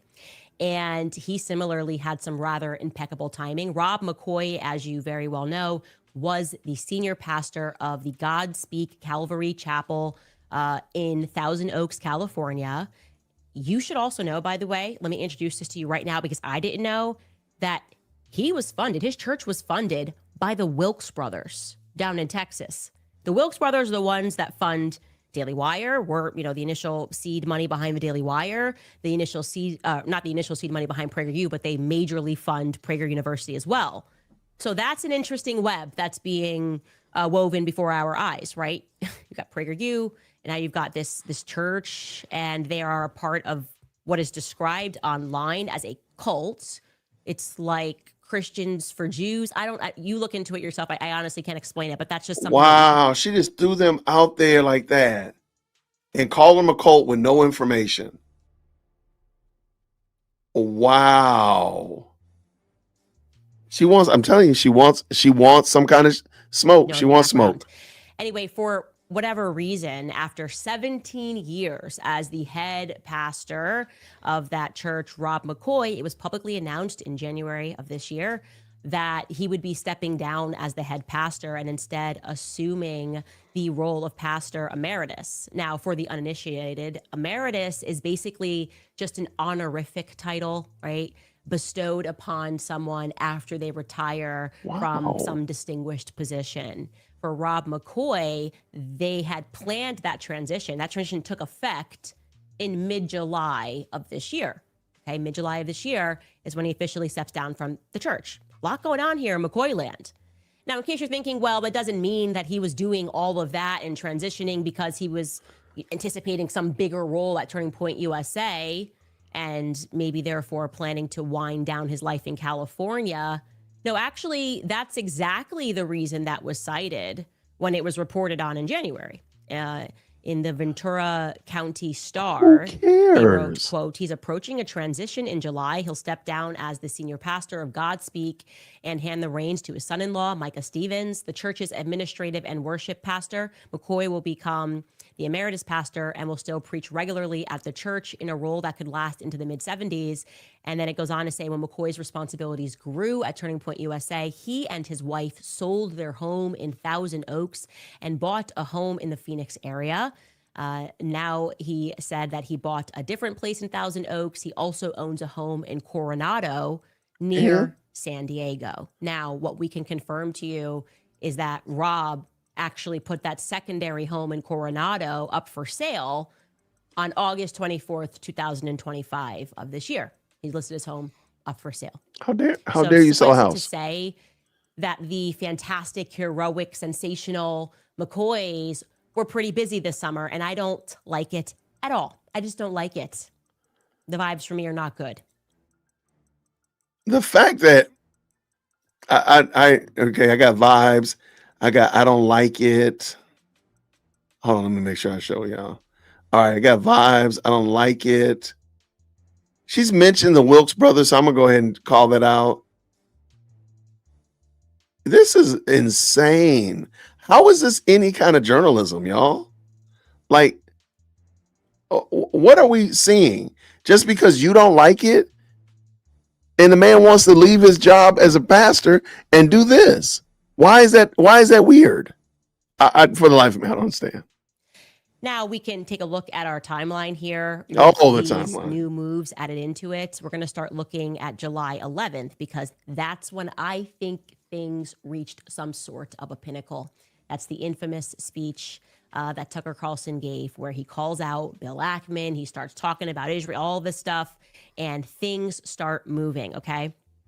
Now you can see that's July 11th, and he says that people who serve in foreign armies should be stripped of their citizenship. He muses about where Bill Ackman's wealth comes from. July 18th is our next date on our timeline. And this is a great find from Sam Parker. That is when Turning Point USA receives a request from UVU for Charlie to hold an event at Utah Valley. Not only do they instantly accept this request, but they also make it his first stop, which is incredible. We can listen to a news anchor, I think this is from Fox News Salt Lake City, describe exactly when that request went out, as we're telling you on July 18th. Take a listen. Utah Valley University has provided the document that created the rally at which conservative activist Charlie Kirk was shot to death, but it is not providing the security plan for that day. I'm Fox 13 investigative reporter Nate Carlisle. We've been asking UVU for records related to the September 10th Kirk rally. After about 6 weeks, this is the first record provided. It's the application submitted mid-July by the UVU chapter of Kirk's Turning Point USA. The applicants answer standard questions about time, place, and a description of the event.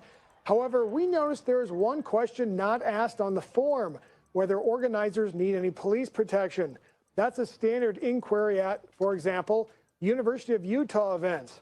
Speaking of police, UVU has denied Fox 13 News' request for a copy of the Kirk Rally security plan. The university is citing the provision in state records laws keeping confidential, quote, security measures, end quote. The campus also has expressed concern that the records could interfere in any investigation and someone's right to a fair trial. Tyler Robinson is charged with Kirk's murder. Fox 13 plans an appeal of the denial, and we are still pursuing a variety of records related to the Kirk shooting.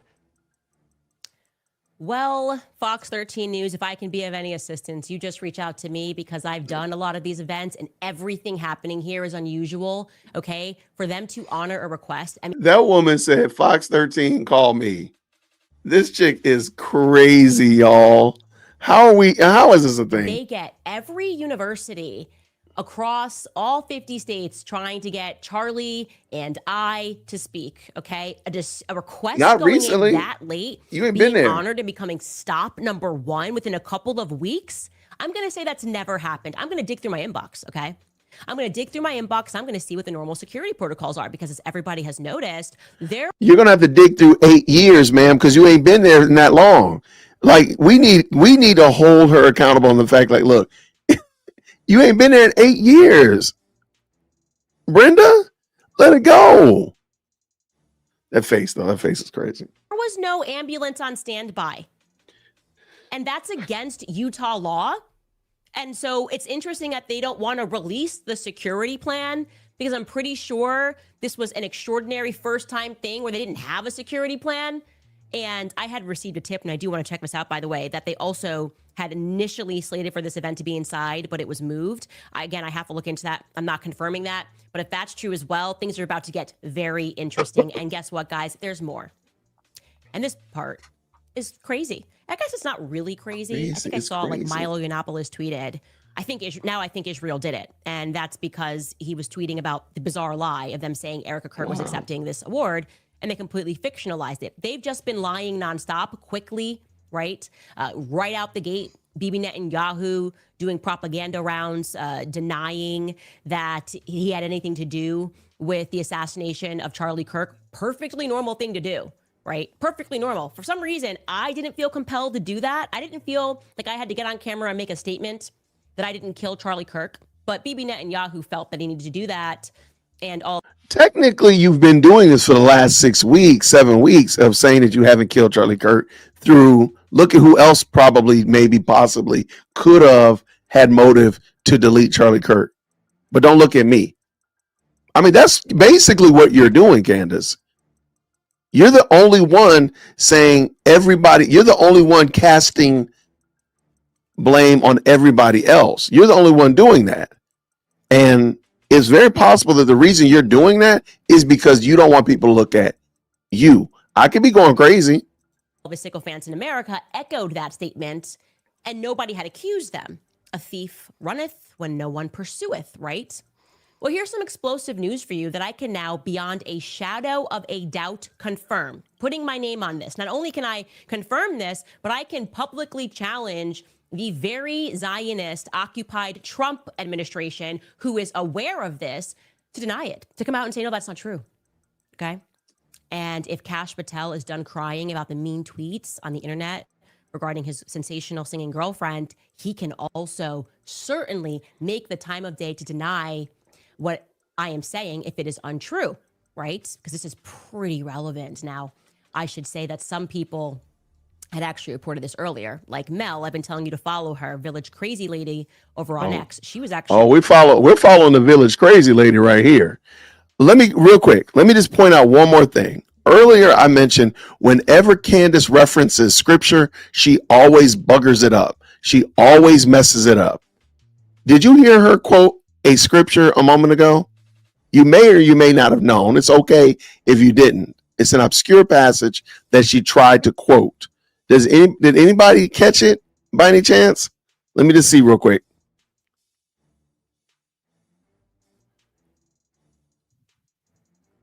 She mentioned it and in passing. And what she did was she said the thief runs when nobody's pursuing. And that's not the passage. And I'm trying not to just be picking just because I think Candace is a complete and utter dolt. But the passage from Proverbs 28:1 is the wicked flee. And actually here in Bible Hub, you can see all the different versions of it. So every one of them says the wicked, the wicked, the wicked, the wicked. I don't see one that says, even the Amplified, for crying out loud. Every one of them says the wicked. Let's keep going. Come on. The wicked person flees when there's no one pursuing. Where did she get that from? And I just want to point out again, this is yet another example. Candace, again, you don't have to be a Bible scholar. I'm not saying you got to be perfect in quoting scripture, because I've caught myself quoting scripture wrong. So I'm not saying that. I'm just saying every time she does it, though, it's always the case. I think I lost the audio again for this. For some reason or other, I keep losing my audio. Let me pull it back in again. I need to stop doing that. I think that's what it's trying to tell me in a tacit type of way. All right, bring it in real quick. Green hearts in the chat when you can hear. I just think it's interesting that she's always buggering up passages that she quotes. They're always out of context. They're always not quoted correctly or anything of that nature. It just seems weird. Green hearts in the chat if you can hear. Actually very early with this reporting, and I had heard rumors and rumblings, but I wanted to make sure that I had verifiable proof, enough proof that I would go out on a limb, as I'm doing right now, and asserting that it is authentic and it is real. Ladies and gentlemen, there were, for whatever reason, 12 Israeli cell phones on the ground at Utah Valley University the day that Charlie Kirk was assassinated. Oh my gosh. This has completely spooked the people that are very high up in government. Now, to be clear, I don't mean that there were 12 VPNs that were switched and routed through Israel on that day. I mean that there were 12 personal cell phone accounts that were opened in Israel, okay? Like you go into Verizon in Tennessee or in Connecticut and you open your phone.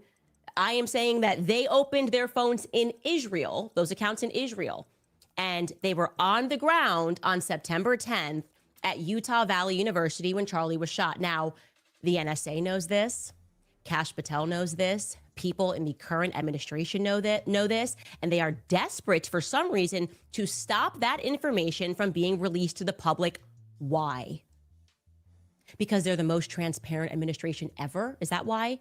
Is this like Jeffrey Epstein transparency that we're getting? Because that's what it feels like. It always seems that on the topic of this one nation that's only the size of New Jersey and has done nothing wrong ever and was truly the greatest friend to Charlie right up until the very end, never put any pressure on him, suddenly everybody abandoned their values. True friends of Charlie Kirk, right? Standing on that stage, giving him a speech, hiding this. Now, what would be the reason that they wanted to keep that information under wraps? And why does it have people at the very top spooked? If there's nothing to hide, then there's nothing to hide, okay? If there's nothing to hide, then there's nothing to hide. Then if there's nothing to hide, then go ahead and show us your evidence that that's true, that what you're saying actually exists. You say there's 12 cell phones from Israel. Show it. Show the proof of that fact. And now they have to answer, because at the current moment, nobody, what if you're lying? What if you're lying? How do we know you're lying? Show us what you know, Candace. And at some point, the candies are going to have to come clean and say, yeah, she's just saying stuff. Let's play devil's advocate. And to be clear, we are now advocating for the devil when we do this. I don't think that was a Freudian slip. Somebody needs to clip that for me. I don't think that was by mistake that she's advocating for the devil. I don't think that was a Freudian slip at all. Maybe the cell phones belonged to some exchange students. It's possible. Maybe 12 Israelis were touring UVU on that day because, I don't know, Utah Valley University is a place where they maybe wanted to attend in the future. Maybe 12 American students had Israeli-based cell phones because they had just come back from a summer abroad program and they wanted to keep their Israeli cell phones running when they got back home to Utah. I don't know, but I'd like to know. In fact, we need to know the answer. Why do you need to know? Why are they hiding this information? And why and who did those 12 Israeli cell phones belong to? Okay? I don't like secrets. I don't like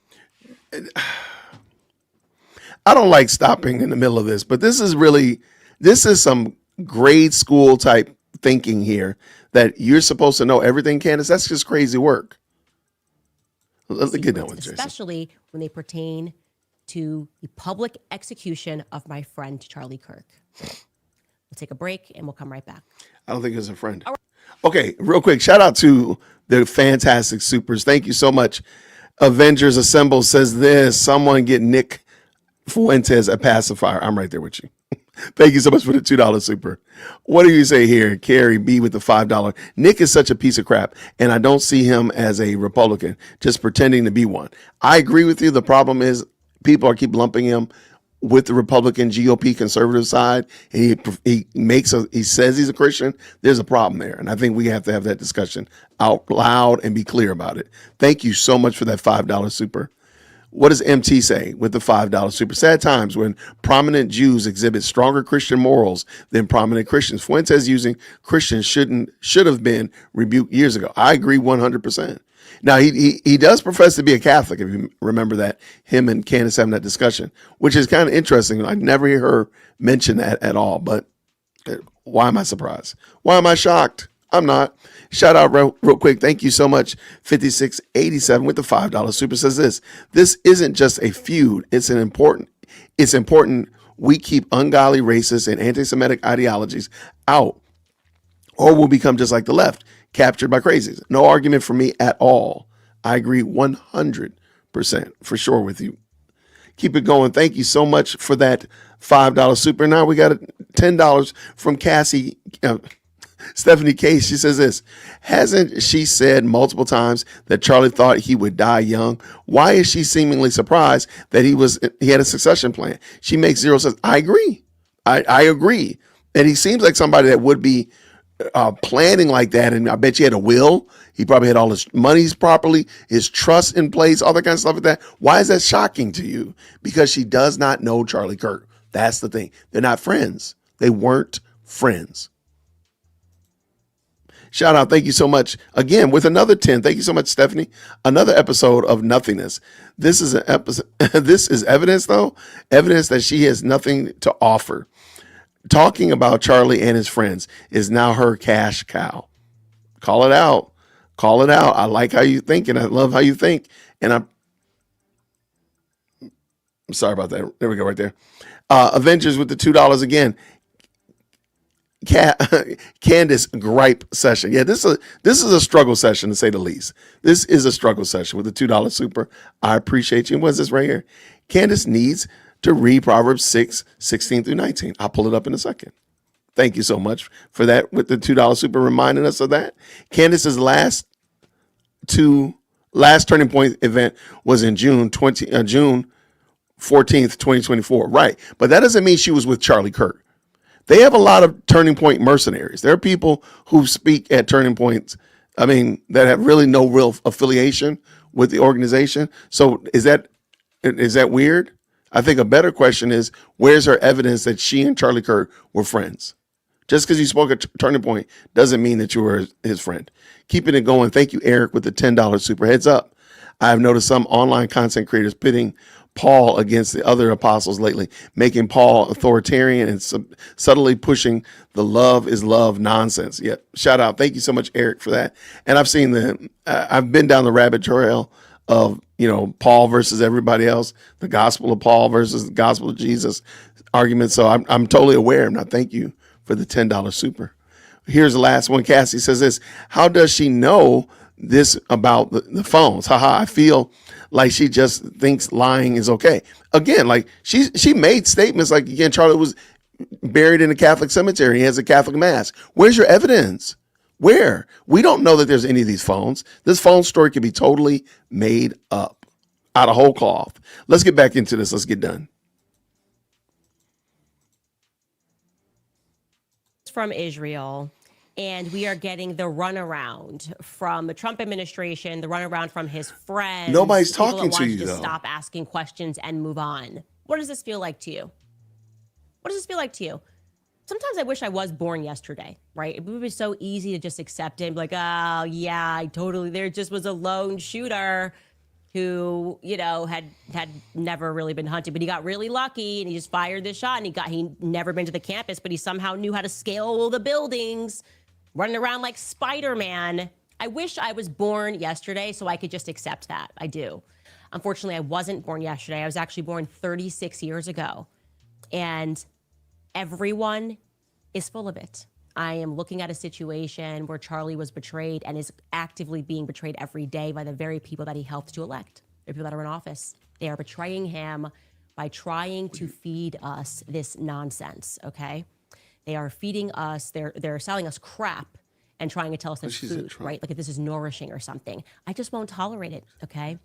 And it is, I think, one of the craziest things happening right now, that these people are now telling us to shift gears and that it's our duty, right? It's our duty to make sure more of them get elected. Now, there are a lot of people running around right now. There are races, important races, they tell us, going on in the country, consequential races that are happening, and people online are being somewhat accusatory, upset that Republicans are infighting, if that's what you're calling this. I'm not fighting with you, okay? I'm going to see this thing all the way through. And that we're instead focused on using our platforms to fight one another rather than to encourage people to go vote so that Republicans can stay in power across various cities. You know, as just one example, of course, people really cannot stop speaking about the Mamdani versus the Cuomo mayoral race in New York. Now, Cuomo's already one of the most corrupt families in New York. Okay, real quick, because a lot of people push back on me and say, Candace isn't conservative, Candace isn't right. Why is she making these statements if she's not a right-leaning person or sees herself as part of the right, conservative, GOP, whatever? Why is she making these statements if she did not see herself as a part of it? Just something to remember, because people keep pushing back as if I made it up when I said Candace claims to be a conservative.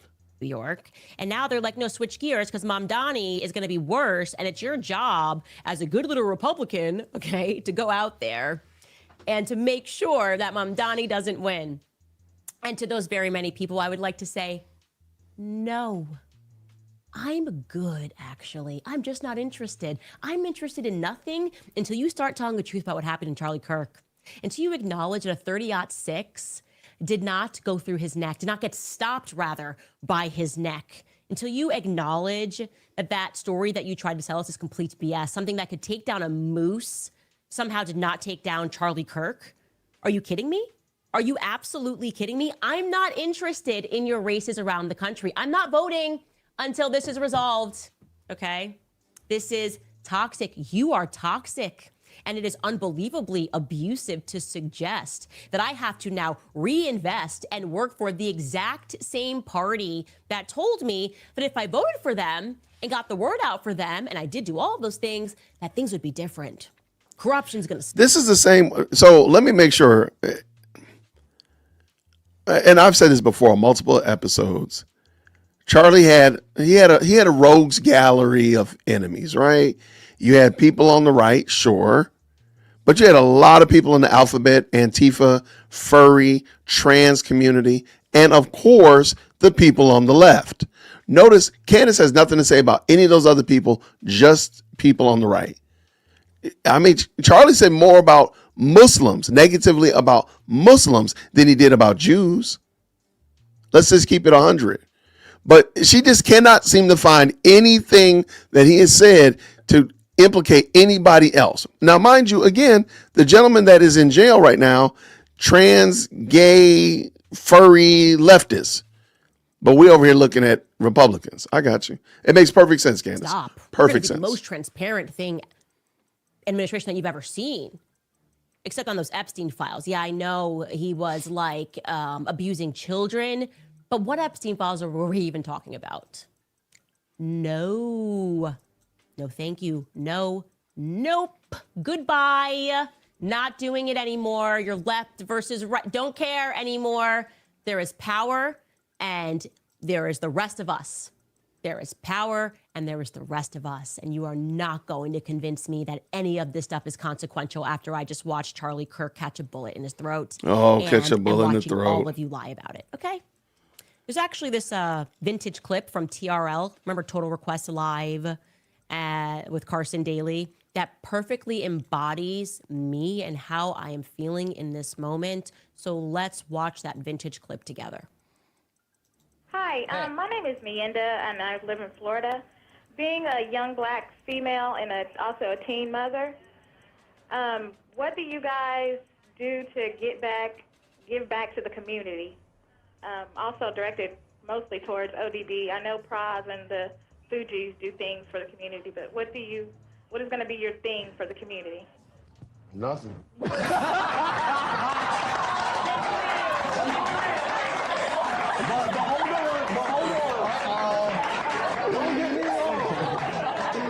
Don't get me wrong now. Don't get me wrong. I send you love. To the Republicans, I send you love. Okay, don't get me wrong. I send you love. But what I will be doing for the broader community until you start telling the truth is nothing.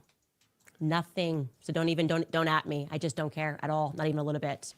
Anyway, two of the like three people that I still like that are within the realm of politics got together. Tucker Carlson joined Dave Smith. I kind of want to qualify Tucker Carlson. I feel like I want to say the stupendous Tucker Carlson joined Dave Smith on his show to respond to all of this Zionist backlash that he was receiving for having a conversation with Nick Fuentes. And foremost, Tucker explains why he had the conversation with Nick Fuentes. Take a listen. I didn't make Nick Fuentes, hardly. I just want to know what this is about. And I wanted to make the point that I often make and now seems even more important than it ever has, which is that virtue and sin are not transmitted genetically. Right. There is no such thing as blood guilt. Therefore, collective punishment is always immoral. God created each person individually. He did not create communities at once. He created people. I think this is a theology one, isn't it? And all of us will die and in the end face God alone. So it's about the person. And people can be changed by God, by the way. And the New Testament is that story of people who were, in the case of the whole hero of the New Testament, the human hero is a guy called Paul, was murdering Christians as a Pharisee, and then becomes the greatest proselytizer in the history of Christianity and my personal hero. So, like, don't tell me that people can't be changed because of their blood. Now, that is the basis, that position is the basis of Western civilization. We often talk about Western civilization, and we're all defending Western civilization. Israel's defending Western civilization.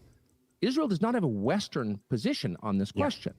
The Israeli position, not of all Israelis, by the way, and certainly not of all Jews, but I'm saying of the Israeli government and of a couple of its ministers, which they say this out loud all the time, is that everybody who's related to a terrorist shares in his guilt. That's collective punishment. It is blood guilt, and it's antithetical to Christianity and to the West. And so for me, and by the way, Israel's not the only country that does this. Most countries do this. Literally most countries do this. All of Asia, India, this is like an intuitive response that people have.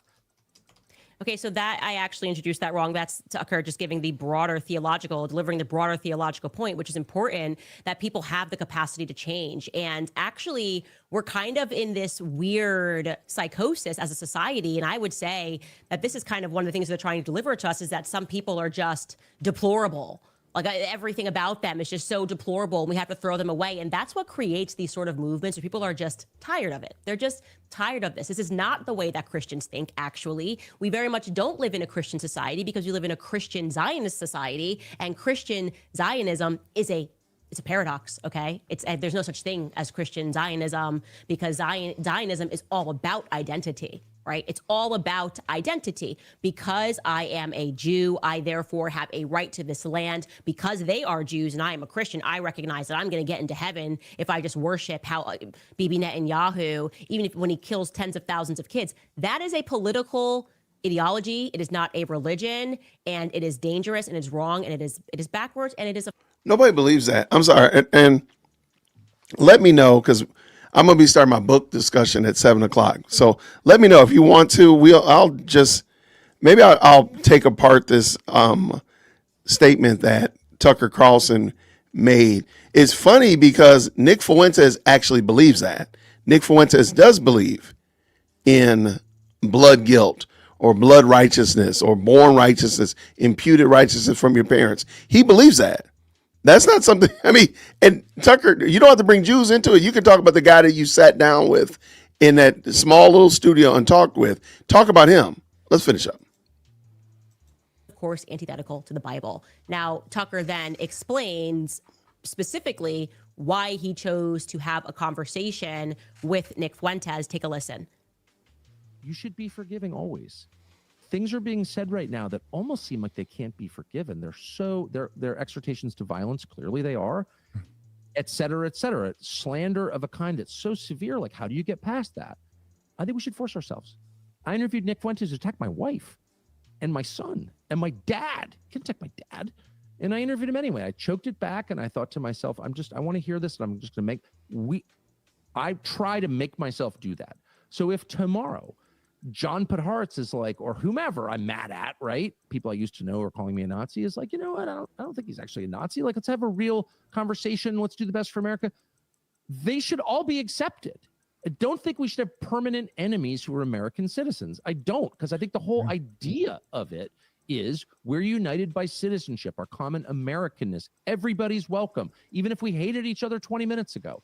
And Glenn Greenwald, I mean, I hated Glenn Greenwald. Now I think he was one of my favorite people in the world, not just politically, but personally. Like, forgiveness is essential. People change. Allow for that. Don't draw permanent lines in the sand where it's like, I hate you and I will hate your son too. Like, that's non-Western thinking. We don't allow that. No, that's not. Nobody. That's wrong to do that. If I said I hate, we have an issue with you and I have an issue with your child, that's inappropriate. But who's saying that? That's a false equivalent. Is that a false equivalence fallacy? We're saying that Nick Fuentes holds views himself that are problematic that we can't rock with.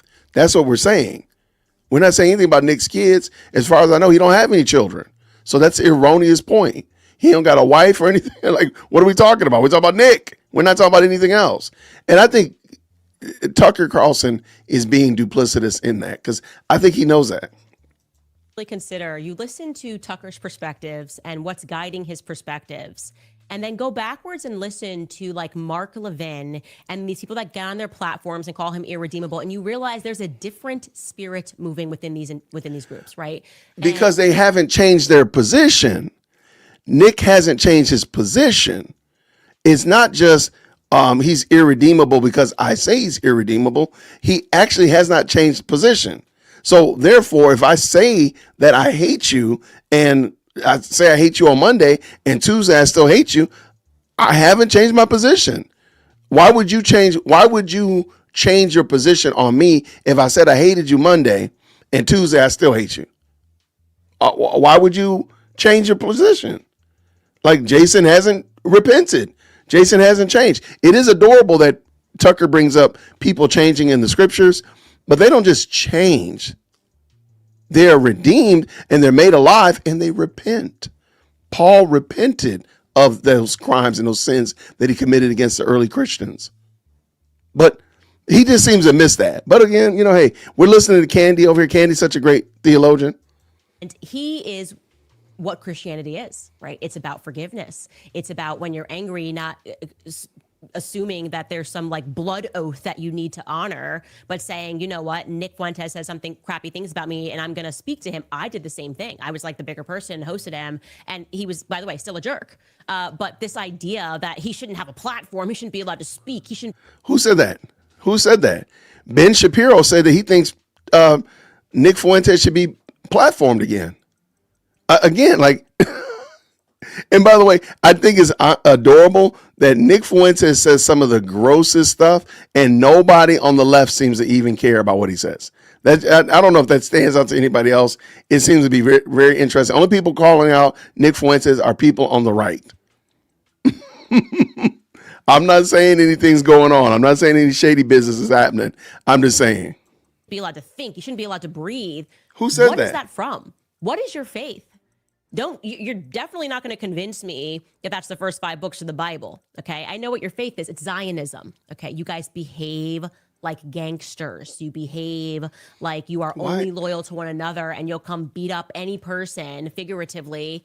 You'll take care of any person that gets in your way. And the world can see that now. So what's your next move? To just keep doing this? To just keep behaving like this? And just know that every act that you make, every show, everything that you make go viral with you speaking in the way that you speak. And then people get to hear Tucker. He gets bigger and you get smaller. Okay. He gets bigger. Our ideas get bigger. Your ideas get smaller because people can perceive the nastiness that's guiding it and they want nothing to do with it. Okay. Now, the problem is your ideas, Candace, are antithetical to scripture. My goal is not for my ideas to get bigger. My goal is to make much of Christ. And as long as I'm comfortable with that, I lay my head down every night in peace. It's not, I need to make my ideas, the ideas of Jason and the J-Wit podcast. I mean, whatever. It is what it is. I'm just having a good time talking and try to make much of Christ and point people to the excellency and the glory of the gospel. Ma'am, you don't have, stop. I'm going to take a brief break because I know that you guys have a lot of comments, and we also have book club tonight. And we're going to get deeper, by the way, into that sort of guiding theology when we get back into the Sigmund Freud book, because it really, really connects dots for you. right? Does it really? What that guiding philosophy comes from is Really? actually a psychology. It is a psychology, and he's the father of it, as they call him, the father of modern psychology. And so really stepping back into time and understanding what was happening at the turn of the 19th century across Europe, why so many speech laws have been passed in Europe, kind of Christians in the way that we're doing right now, waking up and going, what is the guiding philosophy of these people that seem like they hate us? Like they're trying to abuse, like what have we done wrong to be treated like this? This book is really an aha moment, and I'm excited for the book club. I'm excited, and I understand why Zionists infiltrated it, but we're not going to stop. But first, let's get to a couple of sponsors, then I'm going to answer some of your comments. Okay, real quick. You guys jumping. So she's going through that real quick. Let me shout out some of the best live chats on the internet real quick. Shout out to Phantom coming through with the $5 super. Tucker is a heretic, man. Is sinful and cannot change. This is the gospel 101. Not even 101, 100. Please forgive me. Anyone saying man changes, teaches Pelagianism and is a heretic. I can't argue with you. Shout out to Phantom. Thank you so much for the $5 super and the very wise advice. Ask MOK why he stopped at a 30-06 with his jaw. Shout out. That's right. MLK was shot with the same type of weapon. Same type of bullet. Yep. Shout out to that. Thank you for that $5 super and a great reminder there. Let's go with 2025 says this. With the 10-year-olds, Candace gets worse every day. And if she thinks it's Israel, keep to that cuckoo theory and stop picking on the 23-year-olds. Wackadoodle woman. The problem is I don't think Candace actually knows what Candace really believes, in my opinion. I don't think she does. I think she's just kind of floating out there and she just kind of goes with the flow. That's my thought. Shout out to Black Sigma coming in with the $5 super. Interview you saw with Tucker is PR damage control. What made it worse is he took a picture with Nick with his arm around him, smiling, doing a photo op. I mean, that was horrible work. There's no reason. And I think it was really, really bad form that Turning Point USA just had Tucker Carlson on stage at an event as well as on the Charlie Kirk podcast. I feel that was the worst thing that they could have done. Horrible thing to do. I know Charlie was warm to Tucker. They should not have had him on there because look exactly what he did. And not even a week later, he took all of that energy, all that, being on stage, being on the podcast, and transfers it to Nick Fuentes to make him mainstream. That is crazy work. I'm sorry. That was the worst thing that they could have done. All right, let's bring her back in. Let's see what she's talking about. She's reading comments. Makes me chuckle. There were a couple of them yesterday, but this one regarding Kash Patel's tweets, calling his girlfriend a sensational country singer. It was so weird. This user wrote, Cheryl writes, after hearing Kash Patel's tweet, I'm 90% sure he's the one that wrote Tyler's message to his furry lover. Absolutely, you are correct. It's now a fact. It's now a fact. Just kidding, but I loved that comment. All right, comments from today's episode. Laughing Cats Music World writes, I keep thinking about George Zinn. I know he was a habitual Salt Lake City event disruptor, but what are the chances his reflex is to take the blame voluntarily? I guess it's possible, but wow, crazy split decision to make, right? Not even to his furry lover. Absolutely, you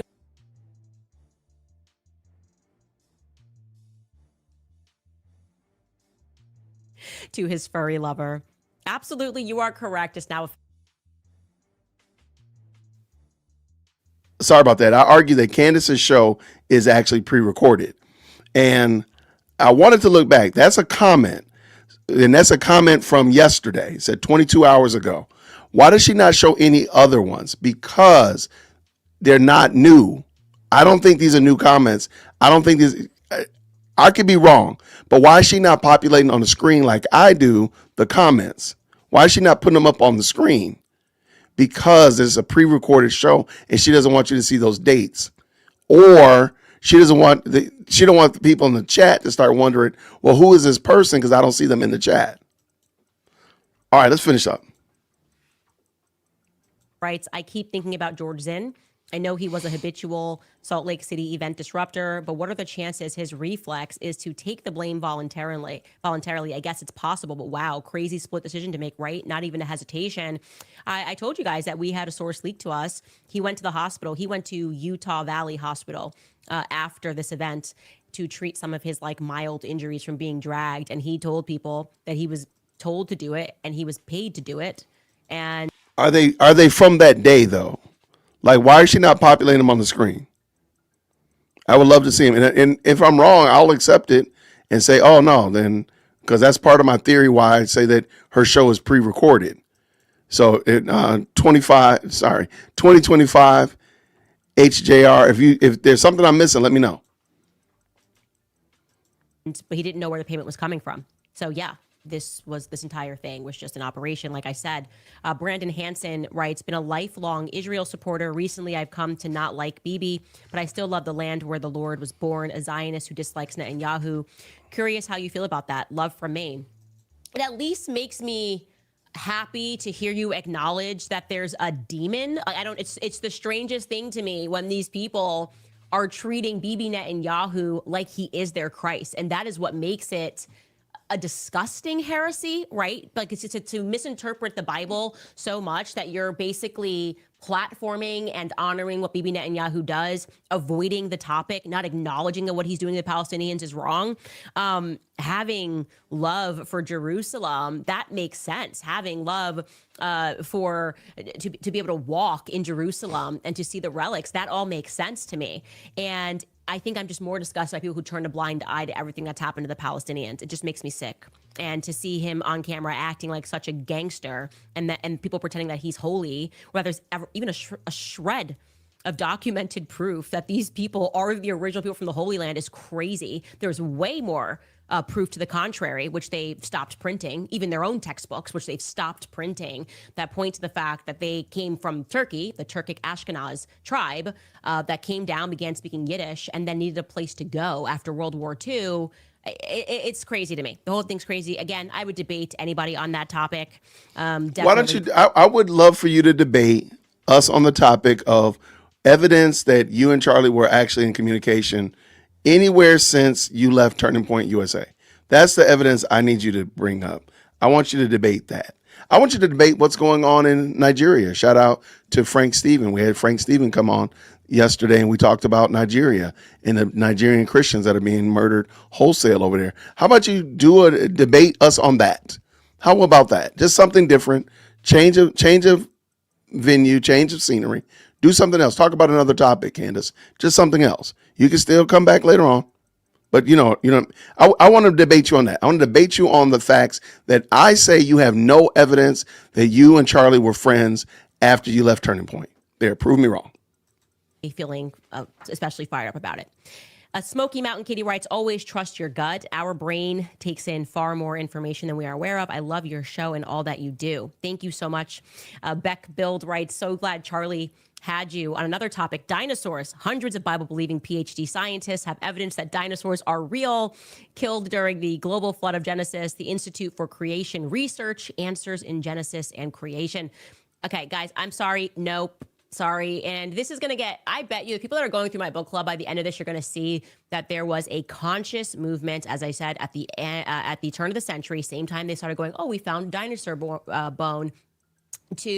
And then you get into like the research of you come from an Australopithecus, and they describe this as like, oh, suddenly science was peaking.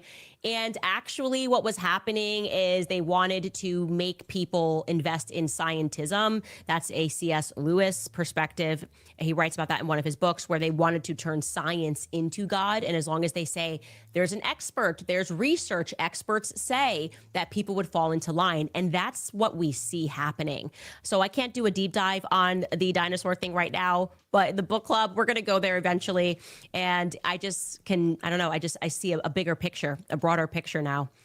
Removing the Bibles from classrooms, teaching people that they're Homo sapiens and they started walking straight, but also the monkeys are still here. It was very methodical. And yeah, broader conversation to have. I can't wait for that clip to go viral, by the way. Like, I care. Like, I also don't believe the moon landings happened, so you can cut that clip because they didn't happen. That's crazy. More scientism. Anyways, Christine writes, loyalty is rare. Christ is king. Indeed, he is. Beth Mitchum writes, so we give Israel billions. People who support Israel give AIPAC money to give our government to our government to vote the way Israel wants. So my tax money pays for Israeli ideas. We pay Congress twice. Can you say money laundering? Yeah, that's what it feels like for sure. We give our tax dollars, they go overseas, and then they yell at us for paying attention to what they're doing overseas and then call us anti-Semitic. This is like the worst deal ever. I'd like that deal to be undone, and it certainly isn't going to be undone in this administration, that's for sure. Jennifer K. writes, just asked Grok if Israel and Egypt coordinate on intelligence ops. It says yes, calling their cooperation unprecedented. Since the 1979 peace treaty, intel chiefs have met often, share real-time data. Honestly, few countries make more sense working together. Yeah. Country A that gets most of our money is Israel, B is Egypt, and there is a reason for that. It's so it doesn't look like it's all going to Israel. That's my perspective. Darth Phantom writes, citizens have, and I would say since the 1967 war, do you think that they would let Israel control the Sinai Peninsula? Anyways, more on that later. Darth Phantom writes, citizens have always paid taxes to finally be able to retire. And the thanks that we get for this is they raise the age on us to retire and we all obey like idiots. Am I the only one angered about this? Yeah, it's all coming apart. We're realizing it's all one big scam. It's all usury, and it is a sin. And everything that's happening in our country, our culture, the corrosion. I think it's because America has married to Zionism. Like I truly do believe that, and I think a lot of people are waking up to that. We were a better country when we were a Christian nation. We are no longer a Christian nation. We are an occupied nation with an ideology that has produced filth in our culture. Miranda writes, hi, Candace, I'm 23, and I should be clear, a political ideology dressed up as a religion and a faith. Miranda writes, Candace, I'm 23 and newly married. We just found out that I'm pregnant. Congratulations. I'm nervous, but I know children are God's blessing. Do you have any advice for me as a young mother? Is it okay to be nervous? My advice would be not to take advice. It is going to be the most natural job that you have. You are going to just know what to do when you see the baby, and it will make you a better person because you will be so tapped into God's creation. You will realize that there is something more. It is one of the sins in the culture that kind of trained us to have children later, is that we don't tap into our divine purpose, and children immediately have you tap into your divine purpose. You feel more wholesome, more confident. I became a more confident person when I had children because I suddenly realized what matters and what doesn't matter. And that's why I fight like hell for truth, because it matters, right? My investment is that I have children, and my silence is essentially cowardice that would guarantee that their future would be compromised, could be more compromised than our lives are right now. Lastly, Real Lightworker writes, have you looked into events going on at UVU that day? A college student posted an FB reel of her experience. She ran into a building where the room was filled with uniformed people and a bunch of different flags. Who were they? That's the Hall of Flags that's behind Charlie's head, and I do find something suspicious was going on there. I've never gotten clarity, but that's where notoriously the person who filmed the footage, the only footage that we have of the person running across, who they say is the shooter, running across the Losey Center. So yeah, look, we are investigating every day with more information. Tomorrow we will have more explosive information and revelations about the Egyptian plane, which so interesting. Speaking of the unique relationship between Egypt and Israel, TikTok is hitting us for videos talking about the Egyptian planes. That's very strange. Israel's moderator serving the IDF, we know, and Bibi wants TikTok secured for Israel's future. Why do they care about Egyptian planes that were there? Kind of coming together. There's a picture here that's coming together. Anyways, you guys, we have to jump off because we do have book club tonight. So I will see you guys in the Zionist infiltration on our book club. We finally did it, guys. We went viral, and they're stealing clips from behind the paywall. If you guys would like to support our work, you can go to CandaceOwens.com. You can go to makehimasandwich.com. All right, so she's done. You will really enjoy this book. It's really important. All right, she's done. Women okay, I don't want to push her book. Shout out to Candace, man. Candace is something different, y'all. I just find her, I know some people said she's exhausting. I find her pitiful. I pity her because so much of what she does, so much of the time that she spends is just on foolishness, is on vanity. It's totally worthless what she's doing. I mean, I can't find another way to say it. It's totally worthless. Like what was the purpose of dragging Mike McCoy, Rob McCoy through the horse barn today? What was the purpose of that? Not a thing. I'm sorry. There's no other way around it, man. That woman is lost like a ball in tall weeds. But I want to say thank y'all so much, man. This is no super chats. What do you mean? I think I read them all. I hope I read them all. Thank y'all so much for the support. I did read all of the supers. I did. Thank you so very much for that. I just find her very interesting. And I'm saying interesting in the most tongue-in-cheek way possible, because really it's showing like, and you know, watch this. It is possible that everything that she says about the Jewish people is correct. It's possible.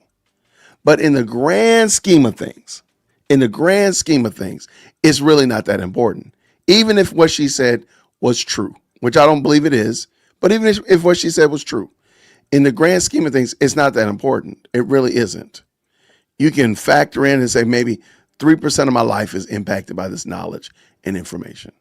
But really, it's not that important. And there's so much more that she could be doing, so much more she could be, like, for example, your book club is about a book about Sigmund Freud. That's why we're doing Pilgrim's Progress. We're going to talk about something that is edifying, that can build you up, that can encourage you. Like, why would you do a book on Sigmund Freud and conspiracies and craziness like that? Like, what's the purpose of that? What is the long game of that? How does that build somebody up and make them better and not make them crazy wackadoodles like you that don't believe in dinosaurs? I believe the moon landing. I was waiting for her to see she was going to say the earth was flat, but she's a trip, man. She's an absolute trip. Shout out to, is that Phantom right there? Phantom, thank you so much. What do you say here? Israel and Egypt hate each other. Yeah, maybe the intel chiefs may meet, but CIA and FSB meet as well. I think it's EGIS targets active Mossad and vice versa. I don't understand. I'm not invested in it. Thank you so much, Phantom, for the $5 super. She needs these stories to make sense. They don't make sense to me because I'm not invested in it. I don't care. And I'm like, because I can understand why enemies might work together. I mean, that makes sense. Shout out real quick, Black Sigma with the $2. Curious, what is your issue with Mark Driscoll? Excellent. Mark Driscoll is a false teacher. Mark Driscoll is the exact opposite of what Christians need in a pastor. If you go back and look at what he did at Mars Hill, it's complete shenanigans and hijinks to the high hills. He was going to be brought under church discipline by his elders. His elders, because of his behavior, because of his bombastic actions and so many other things, he was going to be brought up on church discipline charges by his elders. And he decided to quit the church. Subsequently, because of the way the church is structured, Mars Hill collapsed right afterwards. He decided to quit, move from North Carolina or wherever Mars Hill was headquartered out to Phoenix, waited about 3 or 4 months, and then started a new church. Mark Driscoll is a theological vagabond. He went from young, restless, and reformed, strong Calvinist, to now he hates Calvinism, the whole nine. He has no mooring whatsoever. So that's why I say I have nothing good to say about Mark Driscoll. Mark Driscoll should be marked and avoided. He should not be a pastor. He is disqualified. And this is just a quick off the top of my head. If I spend some time thinking about it, I can give you 14 other things that are wrong with him, even when he was at Mars Hill. So those are the reasons why. But thank you for the $2 super. Everybody, I want to say I appreciate y'all rocking with us.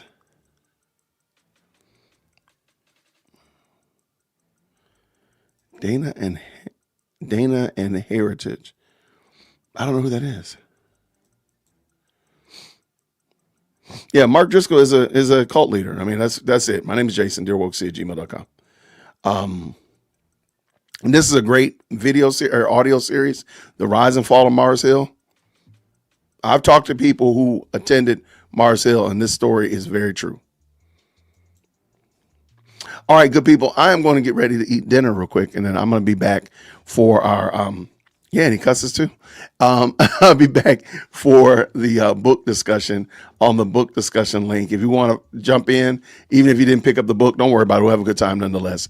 Follow the link. It's in the community post, and I will see you all over there in about an hour, 7 o'clock. So everybody, thank you so much. I'll see you real soon. Grace and peace. Thank you so much for tuning in to another episode of the Jay Witt Podcast. If you enjoyed today's show, please do me a favor and hit me up with that 3-piece special. Like the video, subscribe, and of course, share it with somebody who would also enjoy this type of content. And make sure you leave a comment because I do pin the best comments to the top. So thank you so much for tuning in today. And until next time, everybody, grace and peace.